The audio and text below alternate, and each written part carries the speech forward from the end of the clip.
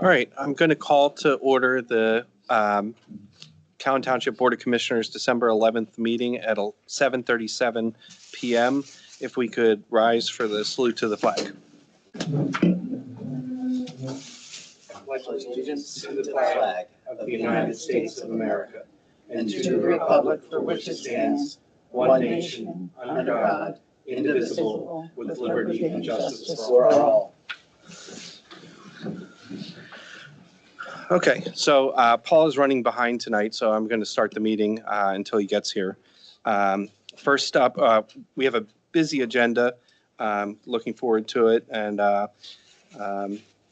just want to thank the staff who spent time today decorating this room. It looks fabulous, so thank you to everybody who participated in that today. First up is citizens to be heard. This is for any agenda item. Anybody that wants to be heard, just come up to the microphone. All right, seeing none, we'll move on to the next item, the 2026 budget hearing and public presentation. Don? Good evening, Commissioners. As you recall, at the November Board of Commissioners meeting, our Finance Director, Ms. Lisa Swan, presented the 2026 budget. That was advertised immediately following that meeting. It's been public for the past month and available at the Township Building. The ordinances before you this evening are available for your consideration to adopt the 2026 budget for Cowan Township. Okay, does anybody on the board have questions? Seeing none, does anybody in the public have questions about the budget or the township tax rates? Yes, Mark, just come up to the microphone if you could, please.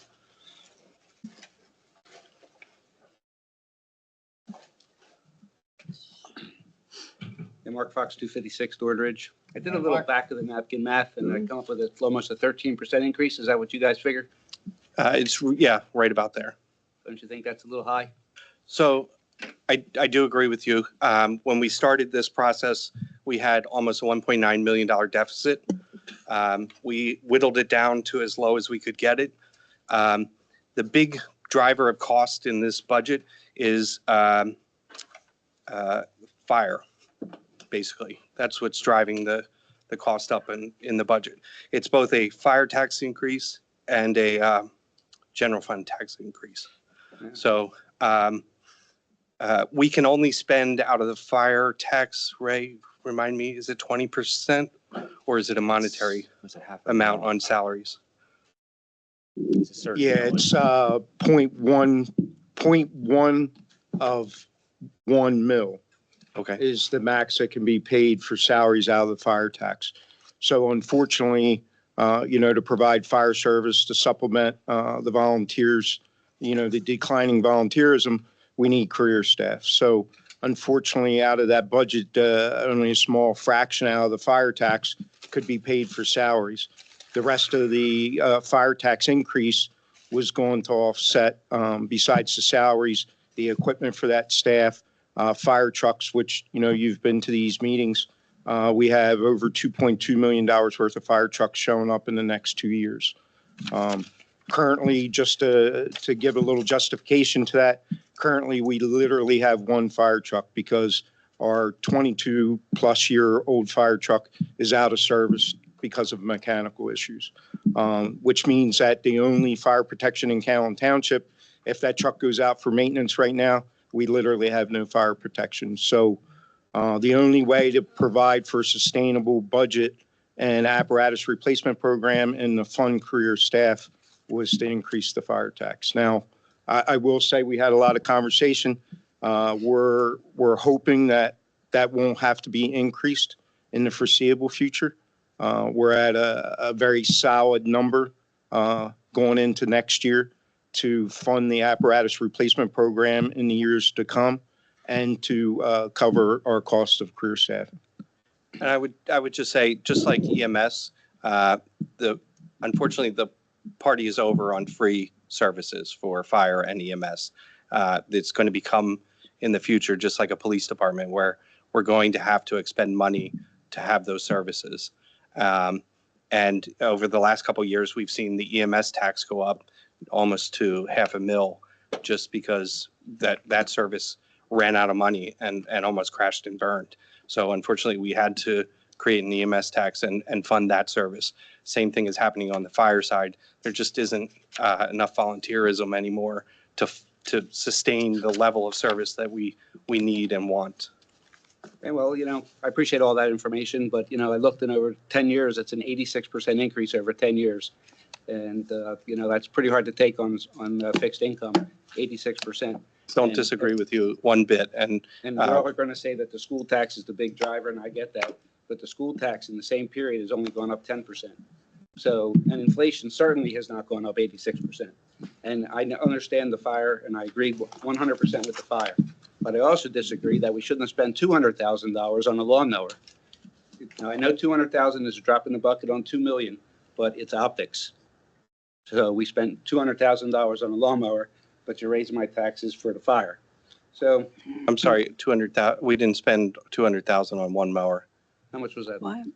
For the one mower, I don't believe it was 200. I don't know if it was a considerable amount of money. If we look, I remember being here for that meeting, and I asked if it was coming out of the profit of the golf course, and nobody answered me. So, Oh, you're talking about a golf mower, not just a regular township Right. mower. Okay. so we spent a All right. lot of money for the golf Yep. course, Yep. but we'll raise the tax to buy the fire truck. So it's not 1-to-1, I get it, but it's just the optics. So, thank you. Okay. Thank you for your comment. Thanks, Mark. Anybody else have any comments? Okay, seeing none, we're going to take the two ordinances one at a time. First is ordinance 2025-04, setting of township taxes. I'll entertain a motion to adopt ordinance number 2025-04, setting the township taxes. For a motion.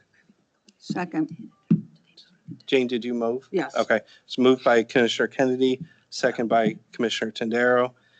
Any further questions or comments from the board? Any from the public? Seeing none, all those in favor say aye. Aye. Opposed? Motion passes 4-0. Next is ordinance 2025-05, the 2026 municipal budget. I'll entertain a motion to adopt ordinance 2025-05, approving the 2026 municipal budget. So moved. Second, Moved by Commissioner Evans, second by Commissioner Kennedy. Is there any other comment from the board? Seeing none, any comments from the public? Seeing none, all those in favor say aye. Aye. aye. Opposed? Motion passes 4-0. Next up, we have Township Solicitor. Hi, good evening. The first thing is fairly straightforward. This is sort of a catch-up from a land development project at Colonial Hyundai. Part of their development required them to build a sidewalk or extend the sidewalk, and part of it is outside of the right-of-way, so they need to grant to the township a a sidewalk easement. So this is signed by the owner of the property at the Colonial Hyundai. I'm offering to the township an easement for the sidewalk that they've installed, and it's for the use of the public can use the sidewalk. So it's just to accept that grant of easement. Okay. Any questions or comments from the board? I wish that Hyundai had been upfront with everything they were doing there when they did their complete redevelopment, because there's things that we would have asked for in this, like putting in the decorative light poles along with that easement. There's things we would have asked for, but the process they used was not, kind of got them around some things. This can't add it now, but I just wanted to Go say back that. and ask. Yeah, you can always go We back can and al- ask, yeah. Yeah. We can still ask. Yeah. Because we Yeah. need to have them be in accordance with our other lighting fixtures. Yeah, I'm Good sure idea. they'll comply. Yeah, but I don't think that has to hold up the grant of the No, sidewalk no. easement. I mean, I Right, think yeah, that, but- I think that absolutely is an appropriate ask to make and happy to do that. So, Okay. thank you. We should, yeah, so I'll reach out and find out what exactly you want and we'll make that request. yes. Okay. Yeah. Thank you. So I will entertain a motion to approve a sidewalk easement agreement with 4423 RW Associates LLC for Colonial Hyundai. So moved. Second. Moved by Commissioner Evans, second by Commissioner Kennedy. Are there any further questions from the board? Any questions from the public? Seeing none, all in favor say aye. Aye. Aye. Opposed? Motion passes 4-0. Okay, next we have a proposed motion for the residential townhouse development at 4109 Lincoln Highway. The property is owned by the Cohen family. It's currently being used as a truck repair and parts business. It's in the TV1 Thorndale Village zoning district. The property is approximately 29 acres. This application started and the board granted conditional use approval in February of this year to allow the property to be subdivided and developed with a multifamily townhouse development, maximum of 97 dwelling units. There was also then a zoning hearing board decision where the applicant obtained special exception approval, as well as 2 different variances. They then started the subdivision land development process. This is just preliminary. This is not preliminary final. This is preliminary subdivision and land development. The township consultants, Aero Consulting, Pannoni as the traffic engineer, and the CTMA engineer, Gilmore and Associates. They've all issued review letters, which are referenced in a proposed motion. The applicant appeared before the Planning Commission at the November 18th meeting. The draft motion does have a mistake. The Planning Commission did recommend that the board grant preliminary plan approval, subject to compliance with all outstanding conditions in the township consultant letters. They supported all of the waivers except for one waiver. The applicant is asking for a waiver from section 13742 to not be required to install curbing along Lincoln Highway. Your traffic expert, Mike Schneider from Pannoni, does not support that waiver, although he does recognize that this is a PennDOT road, so ultimately it will be PennDOT's call and decision. And I believe that's exactly how the Planning Commission's recommendation was, that they'll leave it up to PennDOT. There are other waivers that are referenced on page 2 of the decision that the Planning Commission supported the waiver. So it's 1, 2, 3, 4, 5 waivers. This proposed motion in front of you would grant approval of the preliminary plans only, subject to the conditions that are stated. One is compliance with all zoning ordinance, subdivision ordinance, and stormwater ordinance, unless they're granted a waiver through here or the variances that were granted from the zoning hearing board. They have to comply with all outstanding comments in the review letters that I've referenced. They have to comply with all terms in the conditional use decision in order, comply with all terms in the zoning hearing board decision in order. They must create a homeowners association for the development and record a declaration of covenants, restrictions, and conditions that includes all conditions and restrictions required by the conditional use order, the zoning hearing board decision, and any terms of this resolution, as well as what's on the plan. So when they prepare a draft declaration, I go through that and I make sure that any notes on the plan, any conditions that are required to be carried on by the HOA is something that's documented and contained within that declaration. And the approval of that document happens before the board would be authorized to sign the plans and be released. So that's something we take a close look at. Like any other development, they will be required to sign a land development agreement and a financial security agreement and post financial security for the quasi and public improvements and quasi-public improvements. They also have to obtain all necessary approvals from the CTMA, including planning module approval. They have to obtain the sufficient capacity to provide public sewer to the development. So CTMA will let us know when that occurs. The next one, condition 8, this was something that came at the recommendation of your traffic engineer. Applicant must install curve warning signs at locations approved by the township at the horizontal curve at the intersection of Geo Carlson Boulevard and Park Drive. After construction of the horizontal curve, the township will study that, basically the road, the geometry of the road, and the township itself will make a determination if there's additional advisory speed signs that need to be implemented or installed. And if they do, the applicant will be required to install those signs. The next one is all the other ones, 9 through 14 are all boilerplate, must reimburse the township for any consultant fees that have been incurred in reviewing this plan. filing the digital copy of the plan, recording the plan, obtaining all necessary outside agency permits, and that's that.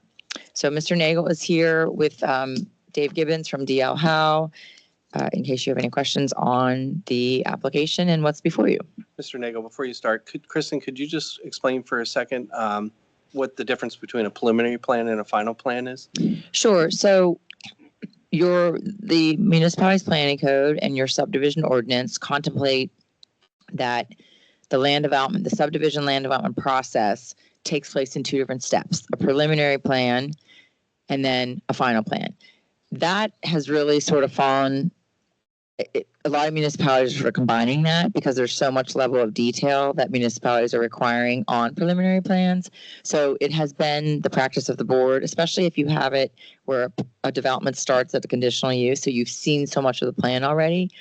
So there have been in the most recent past where you've granted a waiver and allowed an applicant to proceed with preliminary and final. This application, they've only submitted for preliminary.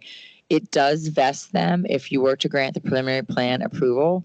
What the law says is that they're entitled to then proceed to final plan approval in accordance, as long as they can comply with all the conditions of preliminary plan.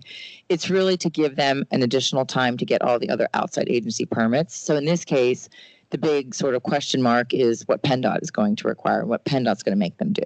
So between preliminary plan approval and them coming back to final plan, they'll sort through those outside agency permits. They'll continue to work with CTMA. They'll iron out all the details concerning the public sewer. They'll probably work on their NPDS permit from the DEP, that kind of stuff. That will happen probably in between the preliminary and the final. As well as the work with Kristen on the developer agreements as well. And the homeowner's declaration, that kind of stuff. So it's as far as the layout of the plan, the number of dwellings, the access roads, the landscaping, the lighting, stormwater management, what's shown on the preliminary plan is pretty much, that's what you're approving. It's really the more, as I mentioned, the details in terms of the other agencies and the legal agreements that would be needed, the purchase of the sewer capacity, the PennDOT HOP and what's needed for that. Those are the kind of things that get ironed out between preliminary and when they come back to ask you for final.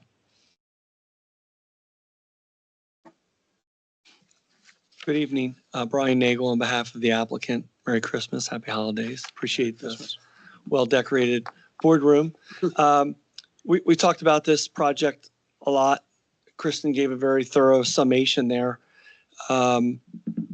The Planning Commission recommended approval of the preliminary plan and all of the waivers that were requested. I think we're happy to answer any questions that you have. We also have Brian DiBiase here, our traffic consultant. The only open item from our end is the curbing. I actually submitted a waiver letter that requested a waiver from section 13742A for the curbs. I don't know that technically it's a waiver. Your ordinance reads that for major streets, the Board of Commissioners, and I explained this to the Planning Commission when we were in front of them, from our perspective, the Board of Commissioners decides whether you want curbing on major streets. So that's something you have to decide. We've recommended no curbing. The only thing we'd like the opportunity to address tonight is, in addition to any questions you might have, it's just that issue. I'd like Brian to speak to it briefly, and Dave as needed. And then that's all we'll have other than answering your questions. Thank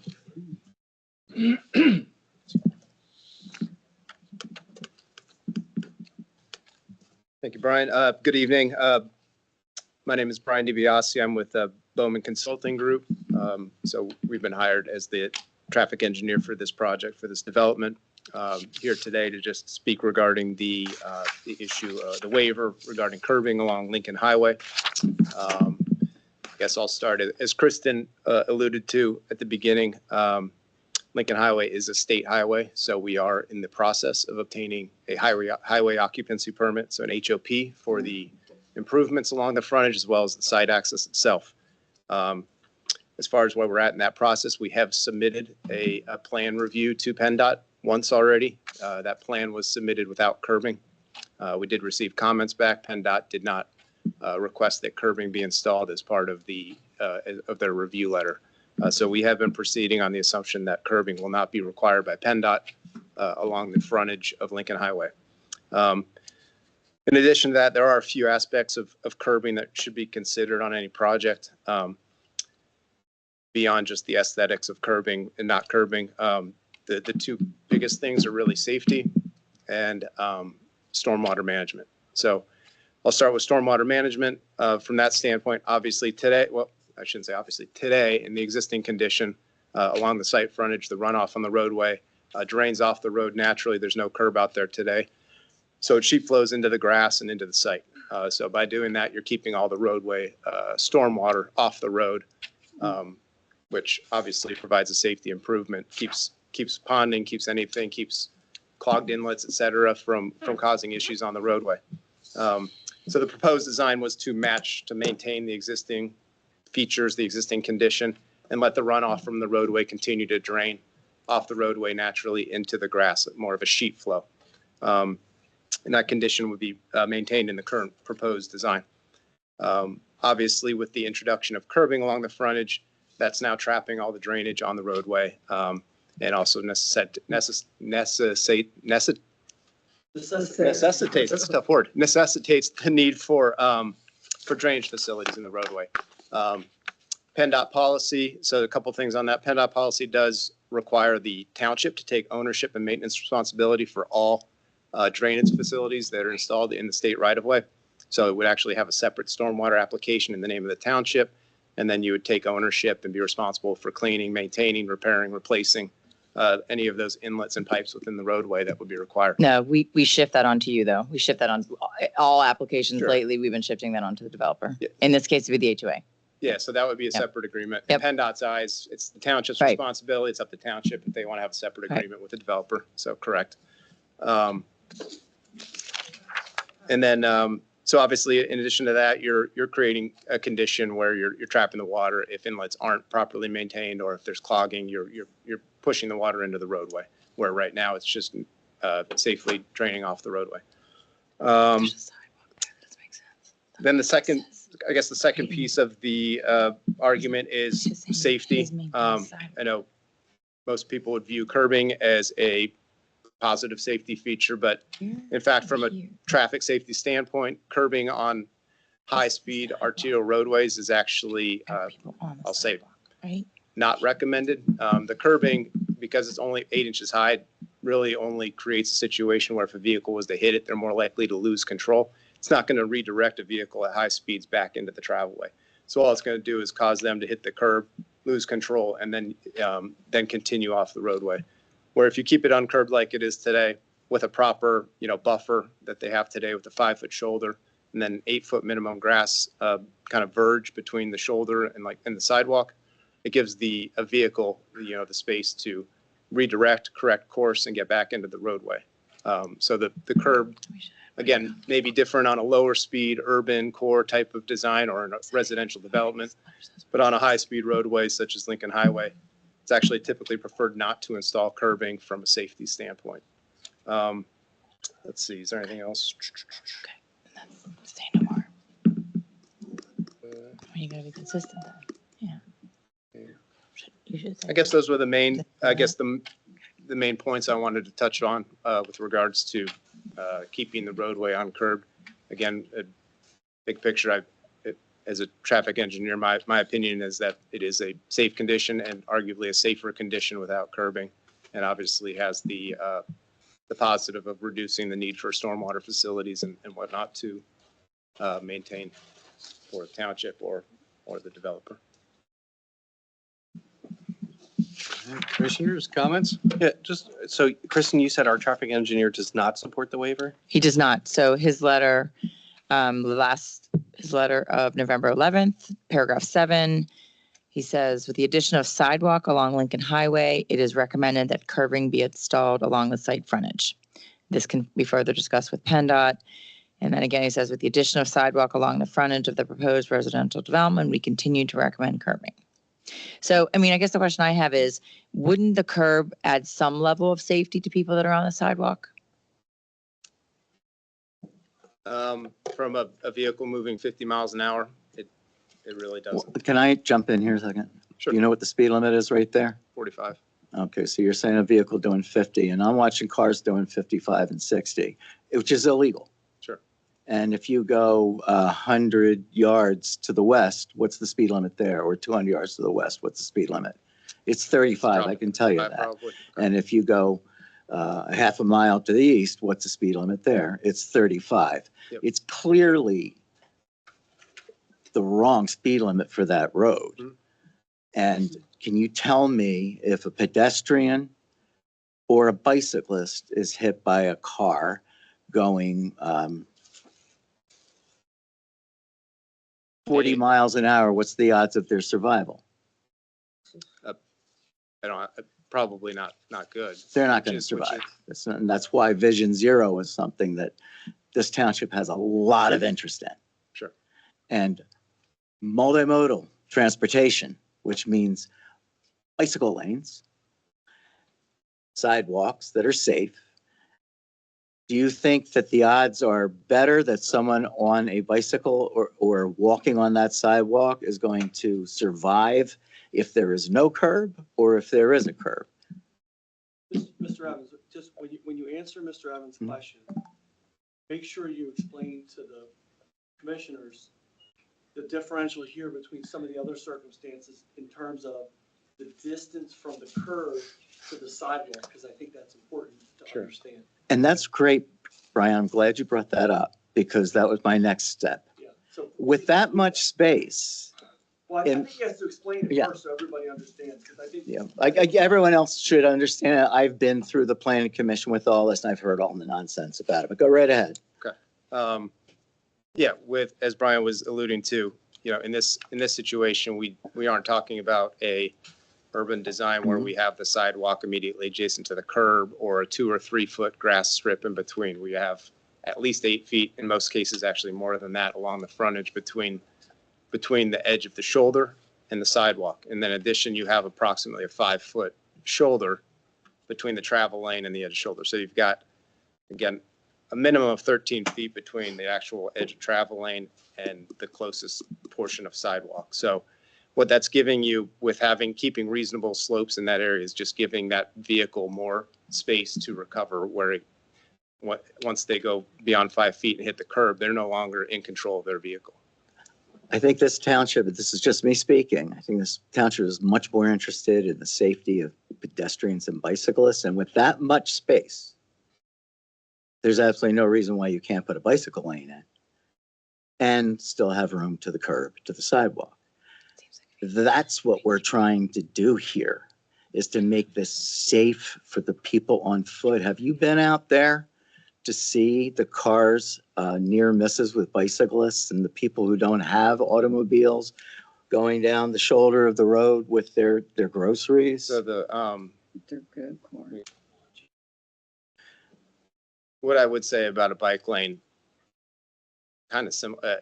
For a bike, it's a little different from a vehicle traveling 50 plus miles The an hour. car shouldn't Bikes- be doing 50, 55 to begin with. I And so agree, we shouldn't but be basing this, I'm using the operating speed that's out there, not what the vehicle should be traveling at. the That's speed is unfortunately, that's- 45, it's not 55. Sure. There's an argument that if you have a 5 foot shoulder that is being used by bikes, whether you sign it, whether you stripe it as a bike lane or just a shoulder that bikes are going to ride on, having a curb adjacent to it actually makes it tougher for them to get out of the way. Right now they're stuck between a curb and the edge of travel lane, where if you had no curb and you're riding along the shoulder, it's much easier to leave the roadway without getting hit by a car. If you see a And car coming. Vision Zero and multimodal transportation ideas promote the idea that by having these things like the bicycle lanes, it actually, people start to drive slower. Sure. Because there is a bicycle lane there. So I trust our traffic engineer's opinion on this, and I'm just one, but like I said, I think it's a really bad idea. I mean, I think the other thing is what's happening on the other side of this development. It sounds like Ray was saying to me earlier that most developments that you've seen along Lincoln Highway have had curbing. Yeah. So it seems weird that you would have now a stretch without curbing. But again, I defer to your traffic expert. I mean, I think it's the way the code is written, it's your determination. Obviously, we know that it's PennDOT road, so PennDOT has to go along with it. PennDOT, I think Mike is saying that that conversation, he can advocate for what the board's position at those meetings. So, Well, and they've approved curving all along Lincoln Highway at all of these new developments, so I wouldn't see why they wouldn't approve it here. Right. Yeah, we have not presented the curbing alternative to PennDOT. I don't know what their stance would be. does it really come down to a cost savings, to be honest? Does it come down to a cost savings? Like, it costs more money to do a stormwater management facility in the road. It costs more money to have curbing. Is that what we're talking about? Let's get real. How many feet? Look, no question, it costs more money to have curbing. But at the same time, our traffic engineer raised a safety concern about it in this context. This is different from some of the other frontage developments because of the separation between the sidewalk and where the curbing would go. It's not adjacent, it's set back. And so when our traffic engineer raised an issue about curbing in this context with the higher speed can result in a vehicle not being able to maintain a control and actually being launched, that raised some concern. We wanted to point it out to you. If you want the curb and PennDOT approves the curb, the developer's going to put the curb in. Is there an opportunity that now with this residential subdivision having this sidewalk that PennDOT would lower the speed limit in that area? I mean, that's always a possibility. I mean, I think. And I don't know Brian how would- that works on a PennDOT They're road. very touchy about lowering speed. I know that. Yeah, I mean, I don't think one 500-foot section of roadway is going to change the speed limit of the road. It's certainly something the township can advocate to PennDOT as part of the, future development of the corridor. Is Yeah, that just we want- based on what Mr. Evans said in terms of the speed limits on either side of it being lower. So that's all, that was just a thought process I had that. It sounds like the township's desire is to lower the speed limit. And what I'm hearing, if I'm hearing you correct, Mr. Evans, preceding this development to the east is a lower speed limit. Mhm. Beyond it to the west is a lower speed limit. Yeah. So there's no reason we couldn't go to PennDOT and say, look, the township wants curbs. We don't think it's safe. But if you lower the speed limit, that would work better. We don't have any problem We still raising that want issue to curbs. PennDOT. We still want curbs. No, I'm just putting it out there. At least I want curbs. I can't speak for the other. Can I ask how much curbing are we talking about? How many feet of curbing? I mean, Nice to have a plan. Just we double check. were the arguing length of the probably about like, Get a visual up on the screens. what are we looking at? Yeah. Dave's logging in now, Abby, I gave him that. Okay. Yeah, I think 600 feet. 600 feet I thought, yep. of curbing. And then obviously the stormwater facilities that would come with it.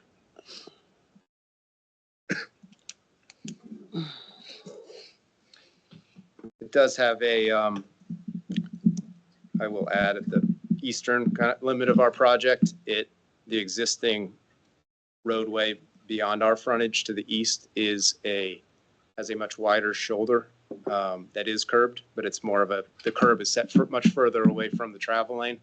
It will create a situation where you're going to have curb offset at different offsets from the roadway. If you were to curb our frontage and not, and that's not going to nobody would want the curb to be set back where it is on the property to our east, because that just promotes speeds. Getting, 14-foot shoulder, that's known as not a benefit for speed reduction. So you definitely don't want to we definitely wouldn't want to be pushing the curb out the shoulder out any wider, because that's only going to promote speeds.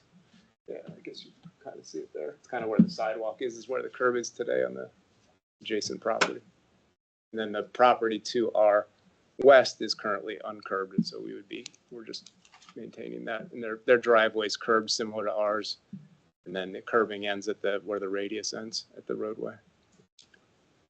And along the frontage of the shopping center, is Sidewalks. that curbed as well? No, it's not. But we would like to see With the it. farmhouse across the street, was that part of the plan? Okay. Is there a sidewalk in front of the Acme? No. No. There isn't. There should be, but there isn't. One day. Yeah. Is that the building? That's the Mhm. Acme. It's not consistent.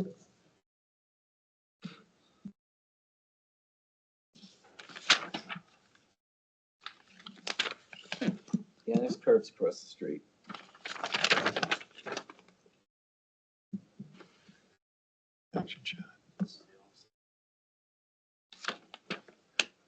So you got a curb right there. Hmm. It would come out further. Can barely see. Well, would come out further than Yeah, and then you'll trip over them. people.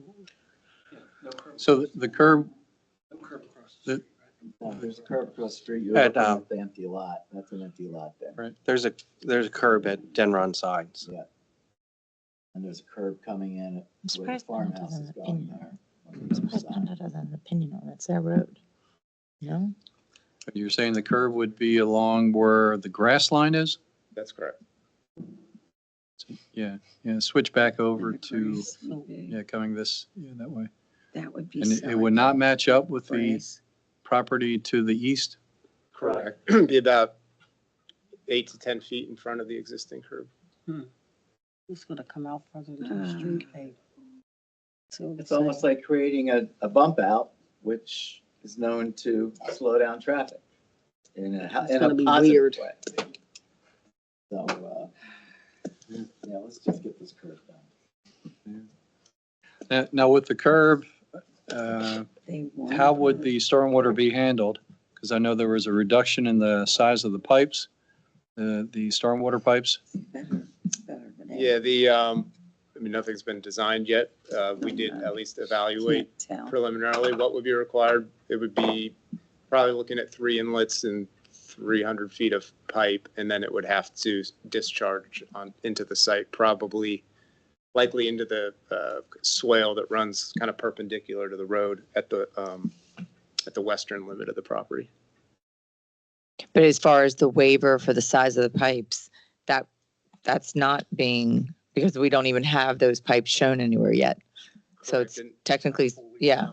PennDOT, I don't know what size we could use it 15. With the waivers, I'm sure.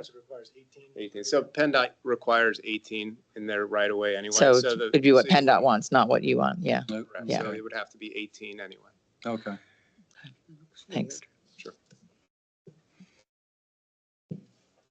There are, last thing I will mention as far as stormwater, there are utilities that run underneath the shoulder along the entire site frontage. So there will be, the inlets will have to be kind of set back, or there will be a modified design required in order to avoid the various underground utilities that run under the shoulder if you install the underground pipe. Do we have gas or is it just electric or? Forget, there's 2 utilities. Give me one sec. You have the sewer and a water line running underneath the shoulder. Oh, my sewer line, okay. There, yeah. And there's a water line. I don't see it on there, but there's a water line just outside the sewer line as well. Obviously, in a typical design, the pipes and the inlets are sitting in front of the curb. So it pretty much would be sitting right on top of the sewer and water line. Any issues with that, Ross? Okay.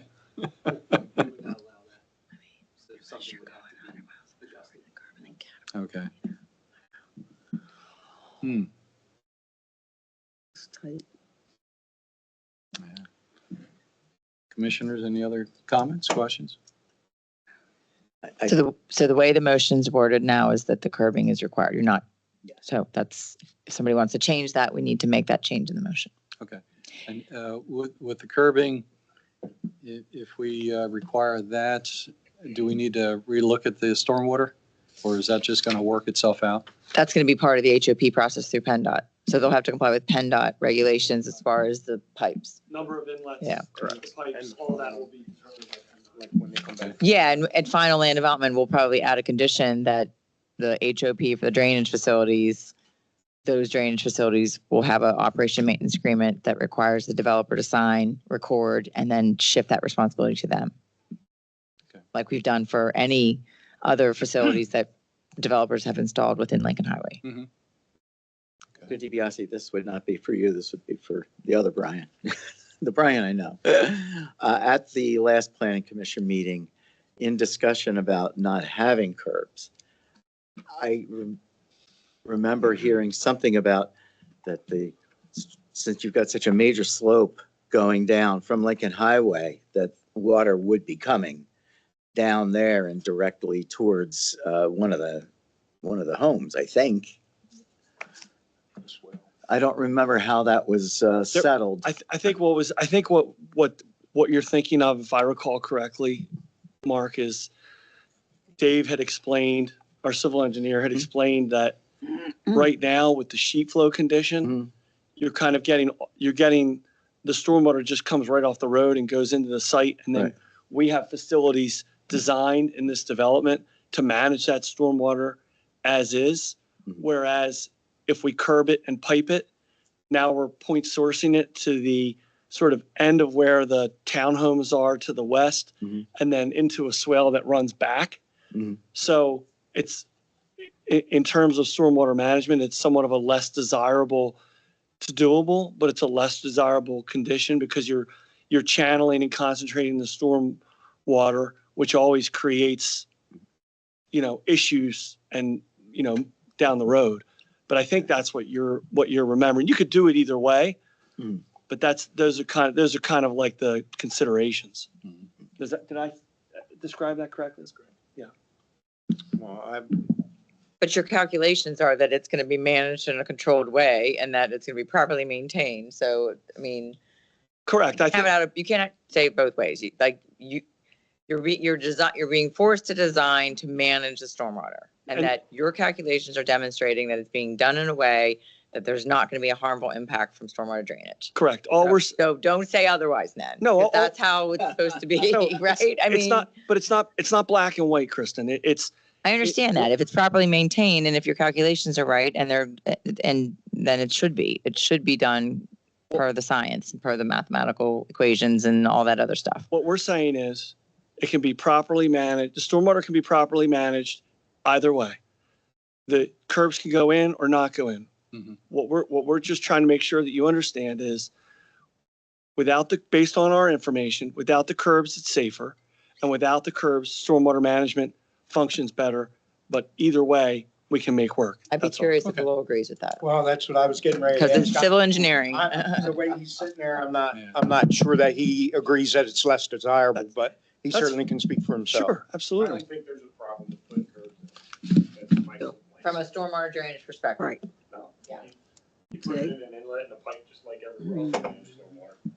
And from a safety standpoint, as far as I know, PennDOT considers a high-speed road to be 50 miles per hour posted or higher. So I don't know what they say Excellent. about actual Operational speed, yeah, that's Mm. that's PennDOT's rule is posted 50 miles. And I would just reiterate, I mean, our recent meeting with our traffic engineer he's adamant about the curb should go in unless PennDOT says it Right. can't. All right. Don't get much curb. I'd like to hear from residents here before we go for our vote. Any residents have a comment on this? Dan? I know you live further back there, but feel So, free. Dan Hagan, 217 Park Drive. How are you, Dan? I do. Happy holidays, everybody. Same to you. So the first thing I'm going to say, normally I'm going to talk about the stormwater, of course. But the other thing too is talking about the high speed with the additional traffic coming out of these things. Maybe the speed will be affected also. That'll slow everything down. So kind of plays to that too. It's just a comment. It's not really a question. I'm going to do the usual thing, which is for the other spot that's going to be at Park Drive. There's still a lot of concern for the water there. I'm very hopeful to whatever work is done will improve the situations that do happen there. But I am very concerned, especially for the ones on the back side of that plan. I do think those, and if not others, will see some floodwaters. So, just some concerns. Okay, Thank you very much. thank you, Dan. And no other comments? We're not live, right? So there's no one on Zoom? Okay. At least we don't think we are. No, I don't think so. All right, so No. with this, which one, 2.2? So the motion will include the waivers as well as the. It includes all curb? waivers except for the waiver from the Okay, curb. and I believe the board here is in favor of having the curb, Yes. Right, so that's Having the worded this curb. way. having the curb, yeah, so it's Yes. worded that Yes. Yeah, correctly? the only correction I need to make is that the first draft of the minutes of the planning commission suggested that the planning commission also supported that waiver. And so that's what I wrote. Those minutes have been revised. So the top of page 2 will be revised, where I describe the planning commission's recommendation to make it clear that they also did not support a waiver to not put, they wanted the curbing. They So wanted the that will curb. be Okay, revised. So I'll swap out that page and give that to Denise, but everything else stays the same, Yeah, it's a- assuming you vote it that way. yeah, it's our Lincoln Highway. Yes, it We is. want it to look sharp, want it to look Yep. good, so I'll entertain a motion. So moved. Moved, Second. moved by Commissioner Evans, second by Commissioner Kennedy. All in favor, say aye. Aye. Aye. Motion passes. Thank you. Thank Brian, you. thank you. Thank you for all your time on the application. Much appreciated. We'll see you for final approval. All right, we're looking forward to the whole project. Yes. We Yeah, it should truly be are. great. It should be great. Hopefully we Round. find somebody to go in there and do the project in the relatively near future. Good, All good. right. Thank you. We'll keep you posted. Yep. All right. Thank you. Happy holidays, Happy Brian. holidays to you. Holiday. Thank you. The last thing is Arbor Hills has asked to be off the agenda. So we're going to coordinate with that. That's my place. If you recall, that was a planned residential development. And as part of the decision approving that planned residential development, and the plan itself showed potential connection and easements to land that the applicant at the time owned in East Brandywine. That applicant has now gone back to East Brandywine and has a proposal to build 7 single-family dwellings. And the access points would be coming from the Cowan roads, 2 connection points.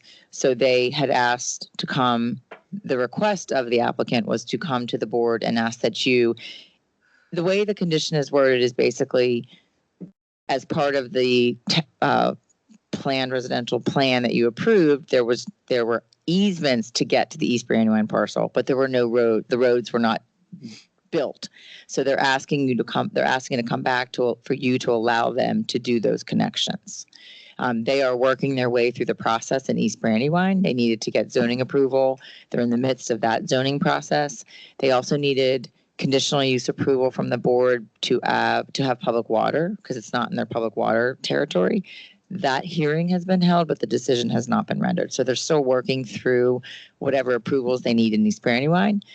We at your staff level and myself have had some conversation and discussion about the logistics of getting to those lots. So we had raised some issues with the Developers Council.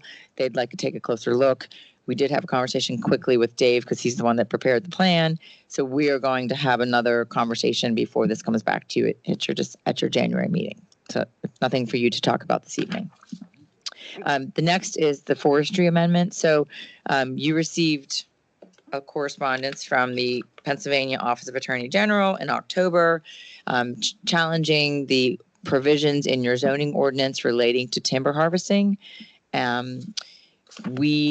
They had recommended that the board consider amending your code, taking it out of zoning and adopting what's called the Penn State Model Forestry and Timber Harvesting Regulations. We've taken a look at that. We believe that based on the case law in the Pennsylvania appellate courts, that the Attorney General's position is supported by the law, and our recommendation is that you adopt the model ordinance. Lowell and Ray and I were talking. I think that, there are still protections in that model ordinance. It's not like somebody can just do whatever they want. They still have to get a permit. There are erosion and sedimentation controls. There are bonding of the road standards. So our recommendation is that you allow us to go ahead and authorize, because part of it's coming out of your zoning, we do have to send it to the County Planning Commission for review, and then we'd have to have your Planning Commission review, and then we'd have a public hearing. The earliest that we could do that I guess we probably could do it at your, because of where this meeting is, the last meeting in January. So that's what it's slated to do, but wanted to present it to you and see if you had any questions. And board, commissioners, comments? No. Pretty good. No comments on this end. Reach out to the public. If you want to have comments on this. Okay, there's not really any formal motion needed as long as you're comfortable with us moving it forward through the process. Yeah, we did have a hand Oh, I'm raised. sorry. Come on up. Is the general effort to preserve the trees, or is it just to? No, it's not that. I mean, we have a process now within your zoning that requires a timber harvest permit. And there are specific sections in those zoning sections, the Attorney General says violate state law, which protects timber harvesting as an agricultural operation. So Pennsylvania is a state that has what's called acre laws, that you cannot have ordinances that unreasonably restrict agricultural activities. And they view timber harvesting and forestry as a protected agricultural activity.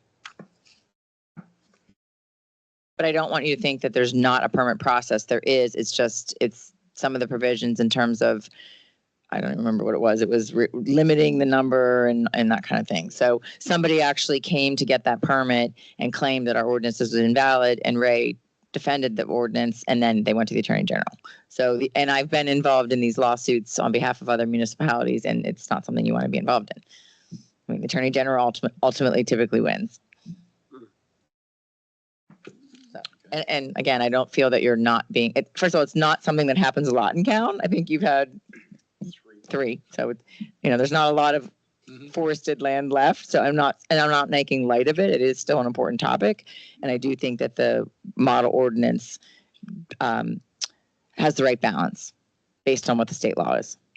And as far as protecting trees and getting trees replanted, the EAC did a lot of work on a section of the new zoning that we're working on that will ensure, right?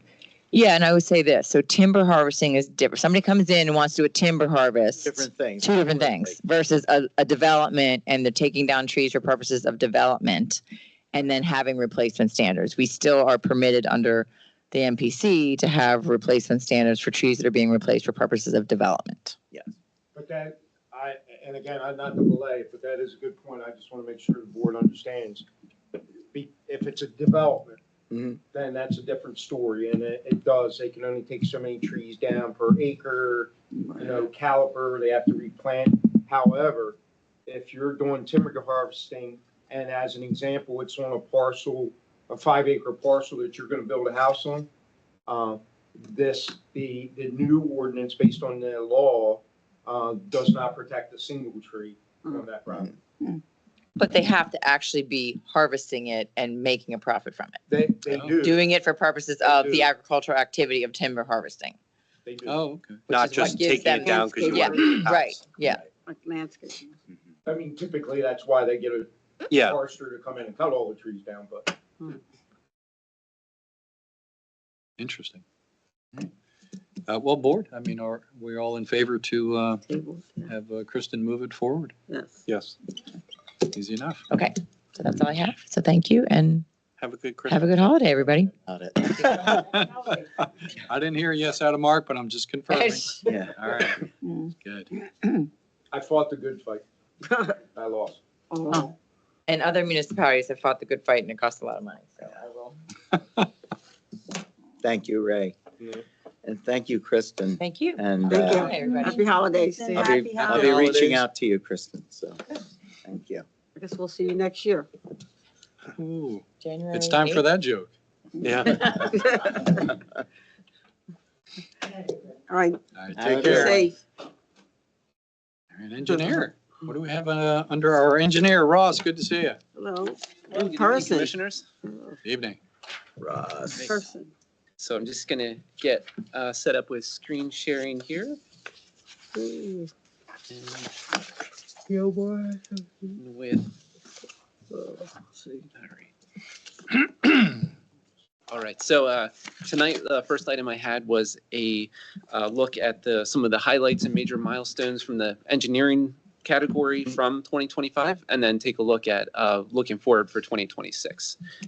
So some of the major highlights would be towards the beginning of this year, the Geo Carlson Boulevard retaining wall that was on the south side of the road, just west of Bailey. That retaining wall was completely replaced. The existing one had been leaning quite significantly. It's been replaced with the system you see in the pictures here. And we did survey monitoring last month. And from when it was constructed to then. There was no movement in the wall. So that's a great thing. And then we'll check again at the 1-year mark from the completion, which will be in a couple months from now. And assuming that that is still the case, that there's no movement, we would basically say we're done with this project. Okay. Completely. That's good. Another project was the Calne Meeting House Road Bridge repairs. So you'll probably recall that in May, it was discovered that there was some pretty significant undermining of the bridge foundations. You can see in the upper picture there, that rod is 4 feet long. And so it is disappearing 2 feet down below the bottom of the foundation. And we have some other pictures too, where that 4-foot rod was extending under the foundation and basically disappearing. So there was really significant undermining of the structure. So that was discovered. The road was closed. And then we went about doing under an emergency condition, getting permits and contractors to make repairs. And so that occurred over the course of a few months. And then in October, all those repairs were completed. You can see on the bottom picture, there's the lower level of concrete there below the blocks. It's kind of right at the water level. That has concrete all underneath the foundation where it was undermined. So in October, that was completed and the road was reopened to traffic.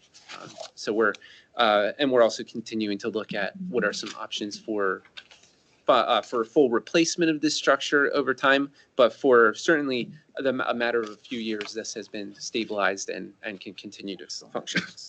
Okay, Ross, just for the folks watching the YouTube video, I just want to point out that everybody in this room is jumping up and down. They are so excited about this work you got done. So it's a Yes. visual effect that's important. Thanks, Yes, Ross. thank you for pointing that out. Road program. Another project that was just recently completed, in fact, was the 2025 road program. And so you can see down in the bottom, the roads are highlighted in red that were repaved this year. So that actually adds up to 2 miles of roadway. And so there some pretty significant needs in the neighborhood there, which has Luana and Norwood Avenue, that region. And so pretty significant pavement upgrades. And we also incorporated at that same time replacement of antiquated drainage structures that the Public Works Department actually did the work. So we figured out what inlet boxes and pipes do we need. They got all of that work taken care of. Wow. And then the paving project through a contractor came in and completed all the paving improvements. So that was just wrapped up within the past couple weeks. And so we're finished with that one and looking forward to next year. And one of the last highlights of milestones for this year, the Spackman Davis farmhouse roof was brought to full completion this year, including the roof of the farmhouse as well as the restoration of the railings on the southern porch there. So that is now totally closed out and complete. It's looking good. There is. Great. So looking ahead to 2026, there's actually a little bit of crossover between things done this year and looking forward. So on that topic, the first one at Geo Carlson Boulevard, just a little bit west of Beaver Run, there's a selection of 8 culverts there that are in need of relining. So the design for that was completed over this past year, and it also has a permit in place.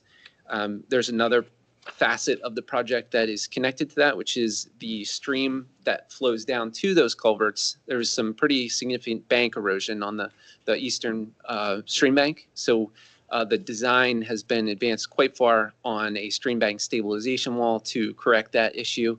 And that is currently under review by DEP for the permit for that. So what that leads into is that we anticipate towards early next year that we would actually be able to, once that permit is in hand, go ahead and bid out that project to get those culverts relined and the stream bank wall constructed.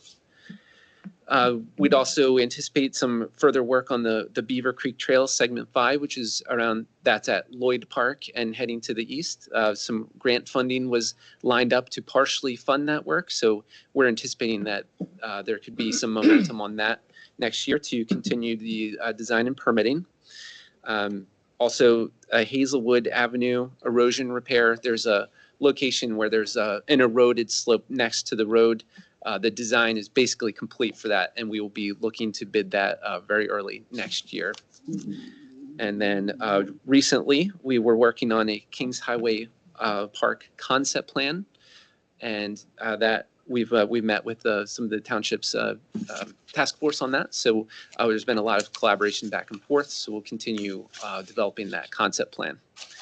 And then, as we touched a little bit earlier, the 2026 road program, I did meet with the Public Works Director, and we developed some ideas of what we would be hoping to do this year to make further improvements to some of the existing roadway infrastructure.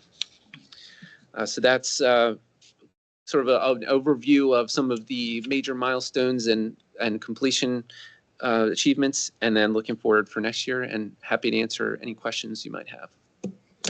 Board, any comments, questions? No. That's a lot of work. Thank you, Russ, really. A lot of work. It's our pleasure. I appreciate the opportunity to be of service. We really appreciate all that you do for our township, not just for this part, but the sewer too. That's know important that. too. Thank you. You've become a trusted partner. Glad to hear it. I appreciate it. Thank you, Ross. Thank you, Russ. Yeah, so I do have a couple more items.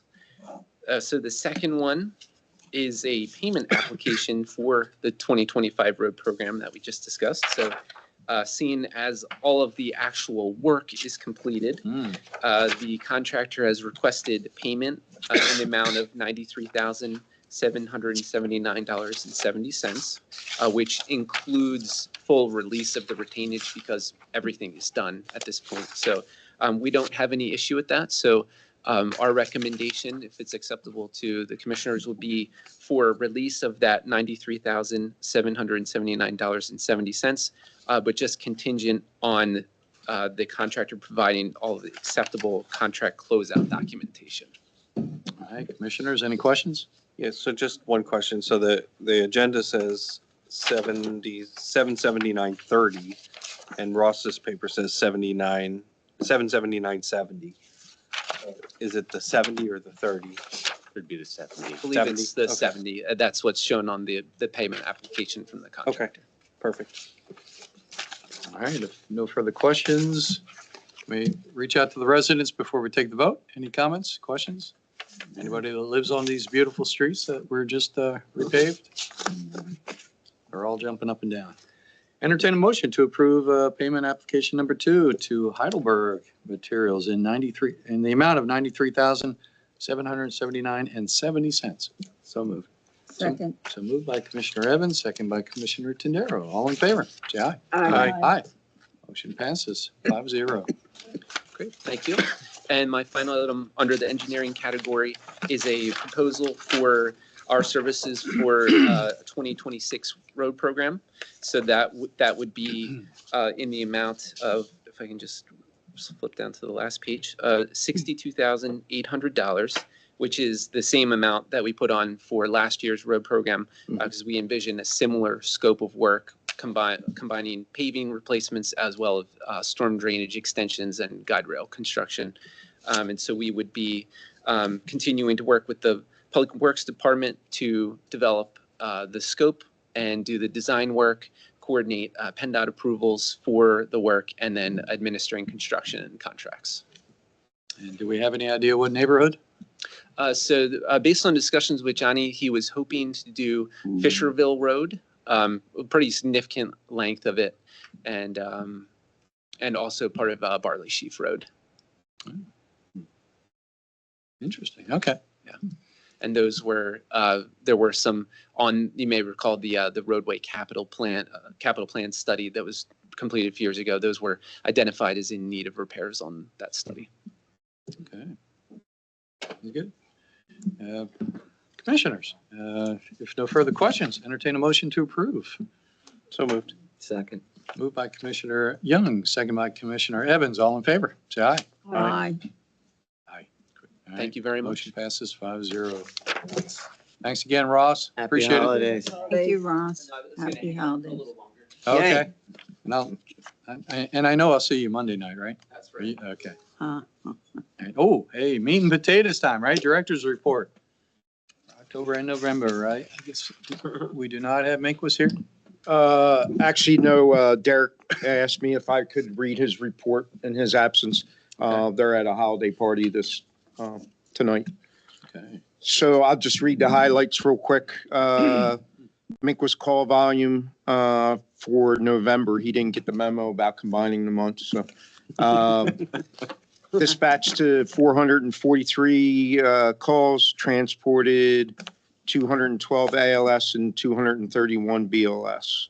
Or I'm sorry, dispatched 212 ALS, 231 BLS, 259 were transported. Callan Township accounted for the highest call volume in November, like we do every month, at 35.7%. What percentage was that? Less than 40, sir. Thank you. Less than 42, actually, to be exact. 35.7%. Mutual aid provided 40 mutual aid responses, so they were covering other agencies 40 times. In return, they actually were covered 28 times, largely because of third and fourth calls in the district.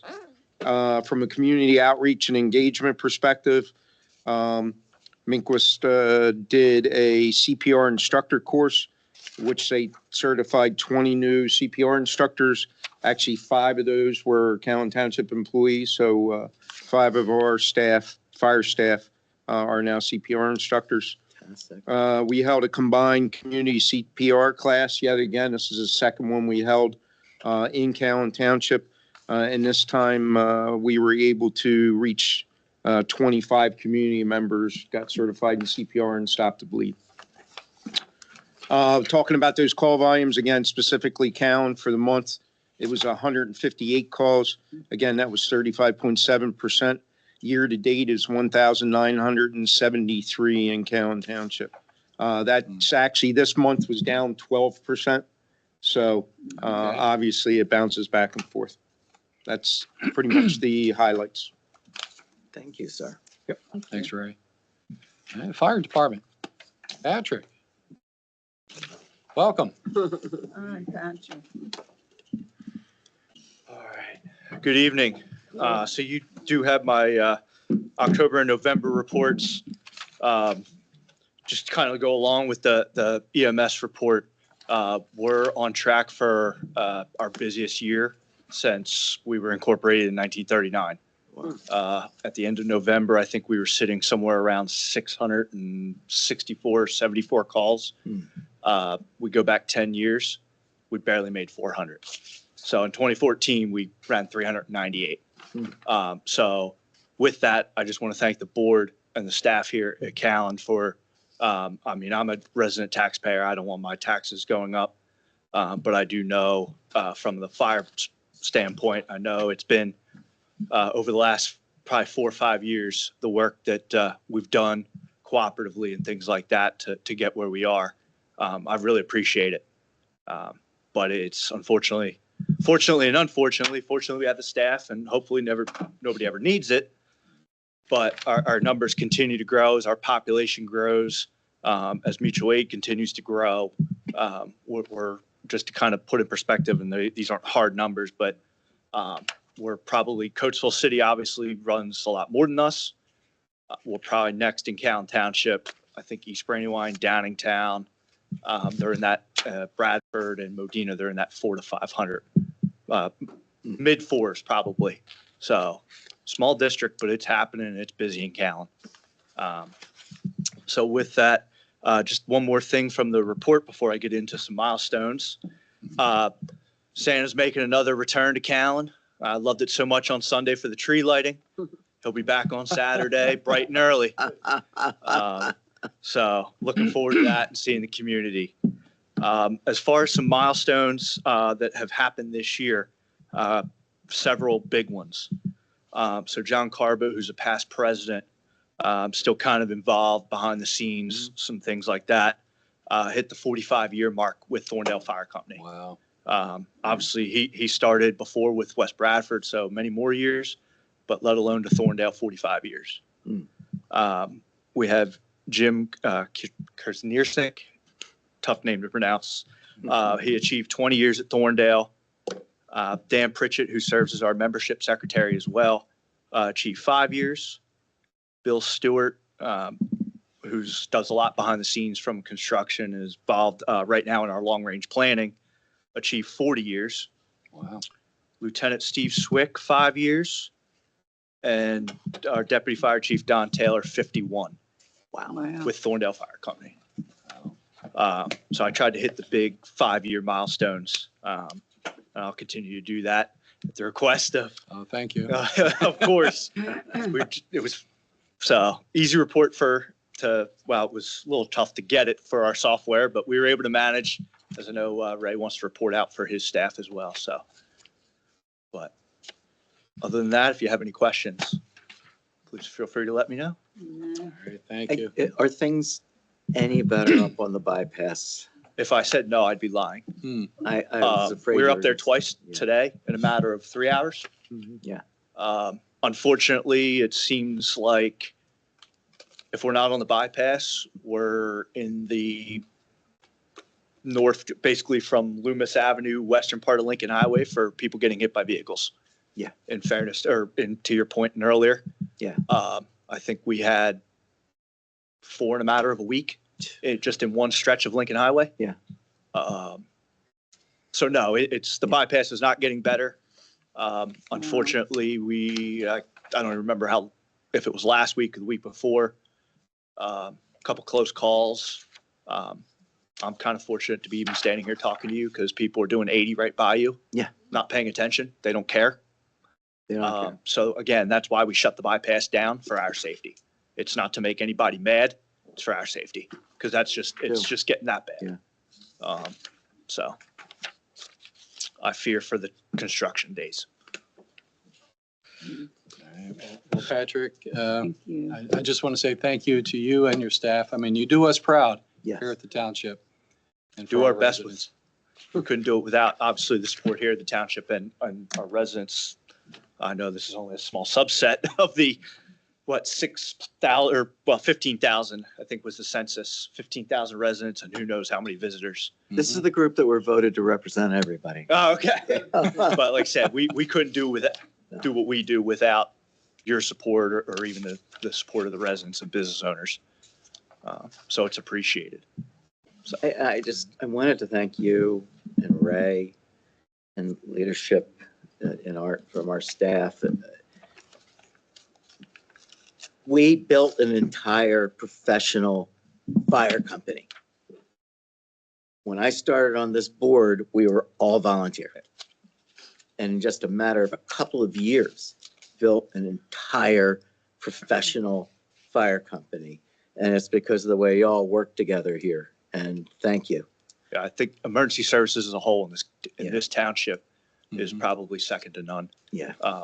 I mean, I see other municipalities and the way we mesh with Chief Elias and his staff. I couldn't be happier to be able to work with Chief Elias, and obviously I know Director Huggins isn't here from Public Works, but I think from emergency services to Public Works to whatever, the way everything meshes in this township is something to be proud of. Thank you, Patrick. Thank you. Thank you. sir. Thank you. Have a happy holiday. Happy as well. holidays. You as well. Looking forward to Santa. All right, building life and safety. Ray, what do you got for us? I'll just try to give you some highlights. Obviously, we continue to stay busy, which is always a sign of a healthy community, right? A couple project highlights at the old Brandywine Hospital complex that the new owner has been diligent about restoring some of the residential properties that are like in the center of the development. What we know is the Taylor House previously. So there's like in that grove in the center, there's the Taylor House, there was a barn, and then there was a carriage house. So all 3 of those, he did some restoration on the outside and got permits to do some renovations on the inside. The carriage house, what I call the carriage house, just got the renovations are nearly complete. That'll be 2 apartments. It really was 2 apartments anyway. what used to be housed there was the staff from some of the medic units and then the helicopter. So it was already kind of a residential unit, and it was just renovated. They did a lot to keep the feel and the style of that building. The Taylor House, what I call the Taylor House, and I heard just recently, the name may be changing. It's the Vickers House, the abolitionist. He was the president of the abolitionists at one point. That's where he built his pottery, and he would actually carry endangered freed slaves in his pottery out of there. So it sounds like the developer is being, taking suggestions and wanting to be very developer friendly with the township. So, but that's getting renovated. Same thing. It was kind of already 2 apartments where the medics used to stay. And then the barn was upstairs, was kind of a living quarters, and the bottom was just kind of vacant. They just they're working on a permit now to renovate the lower section and renovate the upper section to make 2 apartments out of that, while trying to do the best they can to restore the outside.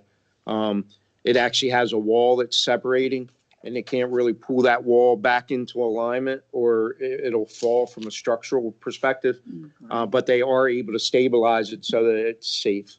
They're trying to restore all the old timbers that are in there. And again, same thing, I think members of the Historical Society or some faction thereof just walked through that barn recently. So they're doing some good stuff up there. My place still working through, still building townhomes in phase 3. Construction, obviously, if you've looked up on the hill on the other side of the train tracks, houses are getting built, and use and occupancy is being issued almost weekly. Really? Yeah, almost weekly. It's good. We did just get a new project in, Habitat for Humanity, which is looking to create 7 lots at 1103 Foundry. Yes. That'll come around and attach to Brook. So it'll be, when you come up Foundry, you go straight across, and then it'll go to Brook Lane. Okay. Be interesting. They're kind of the highlights for, we still have all the normal construction going on. From an emergency services perspective, we're preparing to do another civil service testing to get an eligibility list. So we're hoping to put that advertisement, now that the budget's approved, put that advertisement out actually as early as next week. The Unified Command staff has been working on the equipment needs for the incoming apparatus. Our last update, we got pushed back to February for the new squad that's coming in. So we're hoping to fly to Florida in February to do that final approval. We received notification that we were awarded the Pennsylvania American Water Grant for firefighting equipment, both the township and the fire company. So we got together and purchased equipment that kind of matched, for our needs.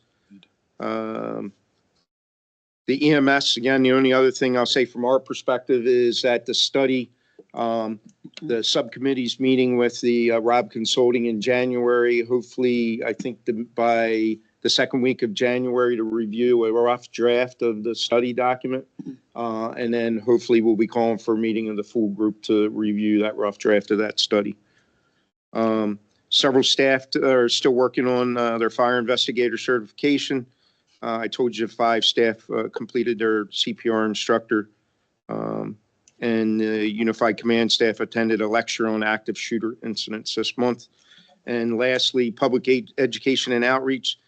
We participated in 12 community engagements, including fire prevention, some township things, and different staff training for daycares and nursing homes.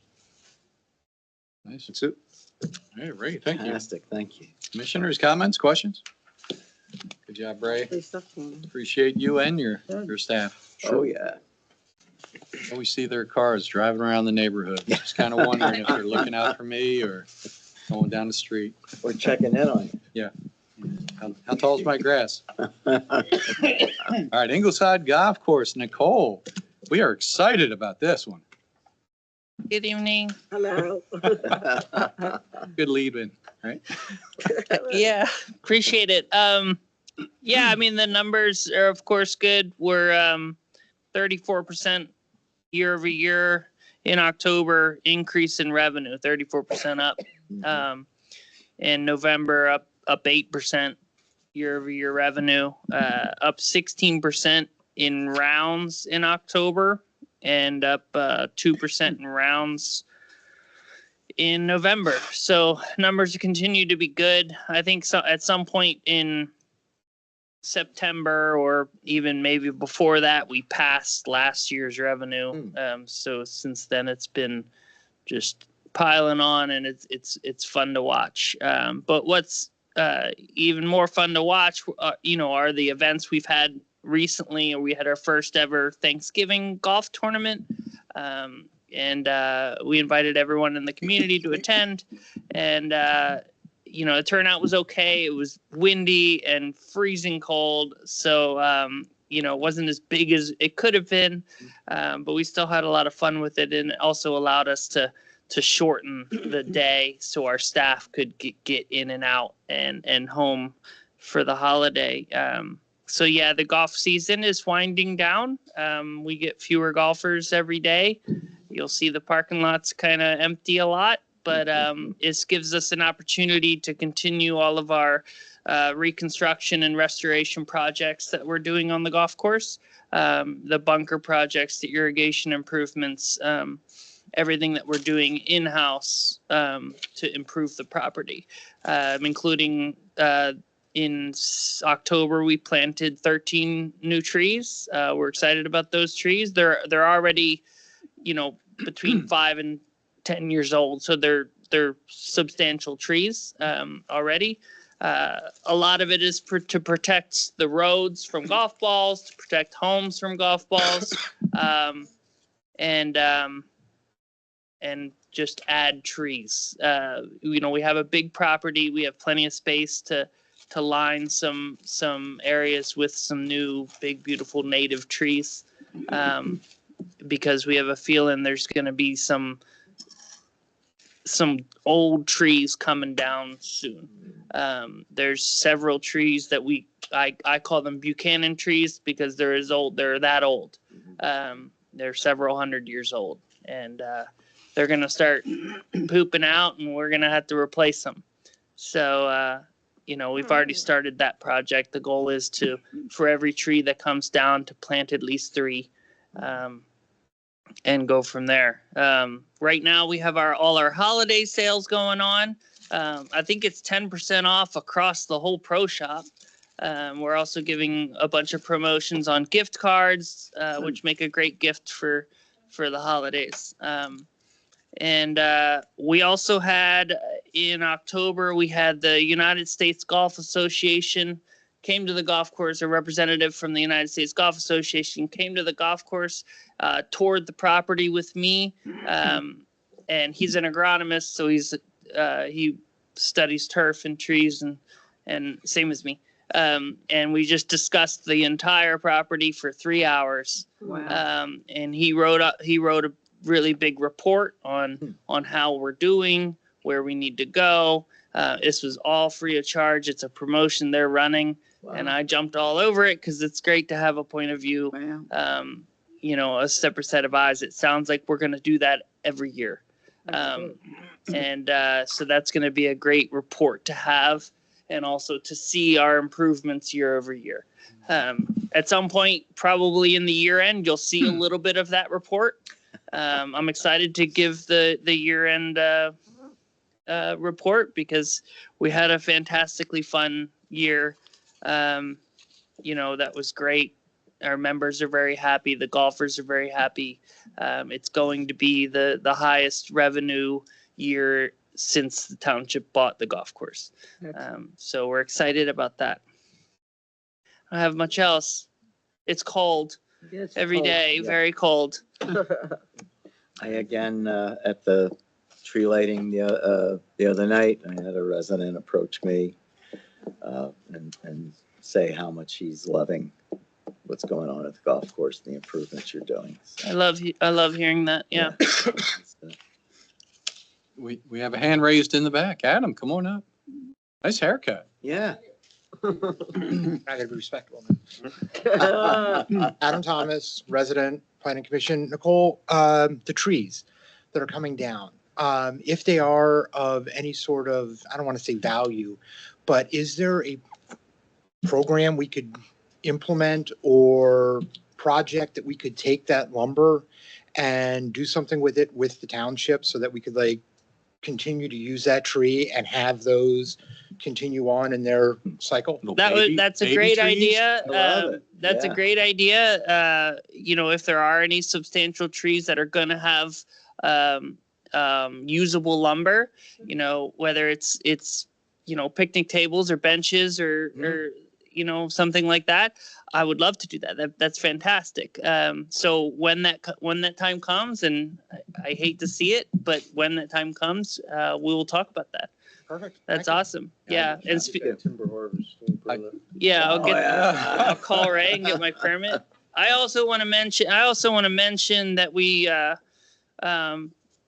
took advantage of the Jahako bench program, and we installed our own bench on the golf course. It's at the first tee of the golf course.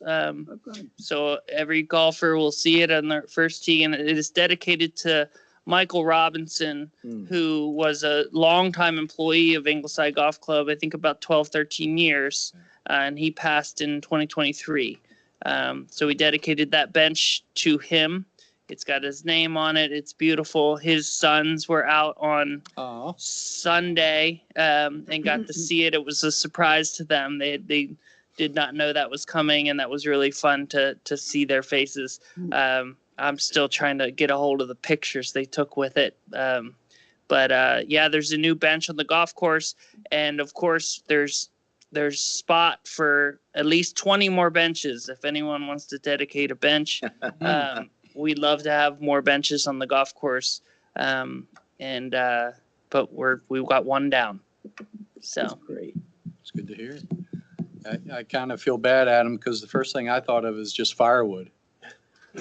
But Marshmallows. yeah, marshmallows. So. And as far as memberships, how do we get a membership for the folks listening? yeah, so memberships are as simple as giving us a call or sending us an email. John Grant, our golf operations manager, is handling all the membership forms and everything. At some point, you'll need to stop in. I suppose we could email you all the forms, but we love to, if you're a new member, and especially if you haven't seen the golf course, we like to give you a short, tour and orientation on the property, so that you're, comfortable with your decision to become a member. But yeah, it's just a few forms, and you can choose your type of membership. You can golf 5 days a week, just weekdays. You can golf 7 days a week. We even offer practice passes that you can just use our practice facilities, our putting green, our chipping green, our driving range. There's a pass available just to do that, if that's all you're interested in. But yeah, so contact us, our phone number and our email address from our website, which you can also get to from the Calhoun Township website.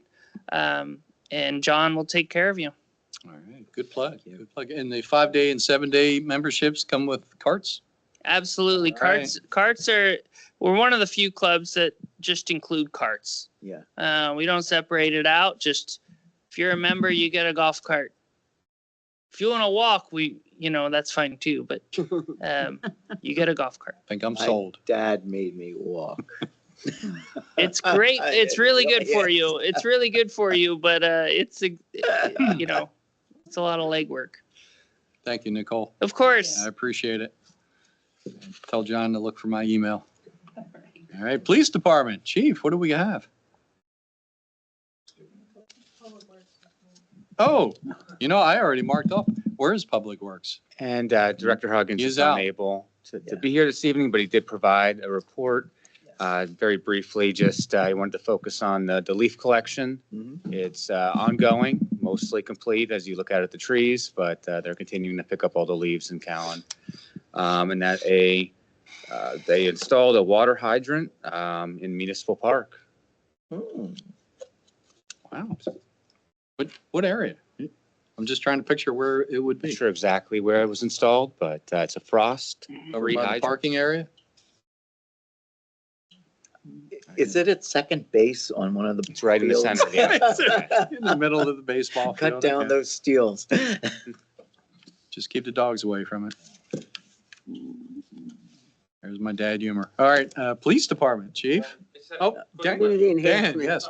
Sorry, quick question about the leaf collection. Because the calendar thing comes out, says trash pickup that's done on this day, it's this leaf collection, and then on this day, it's this other, for this leaf collection. And yet, when I was raking up leaves, I missed one because I don't know if they came early or it's it's just happening all the time.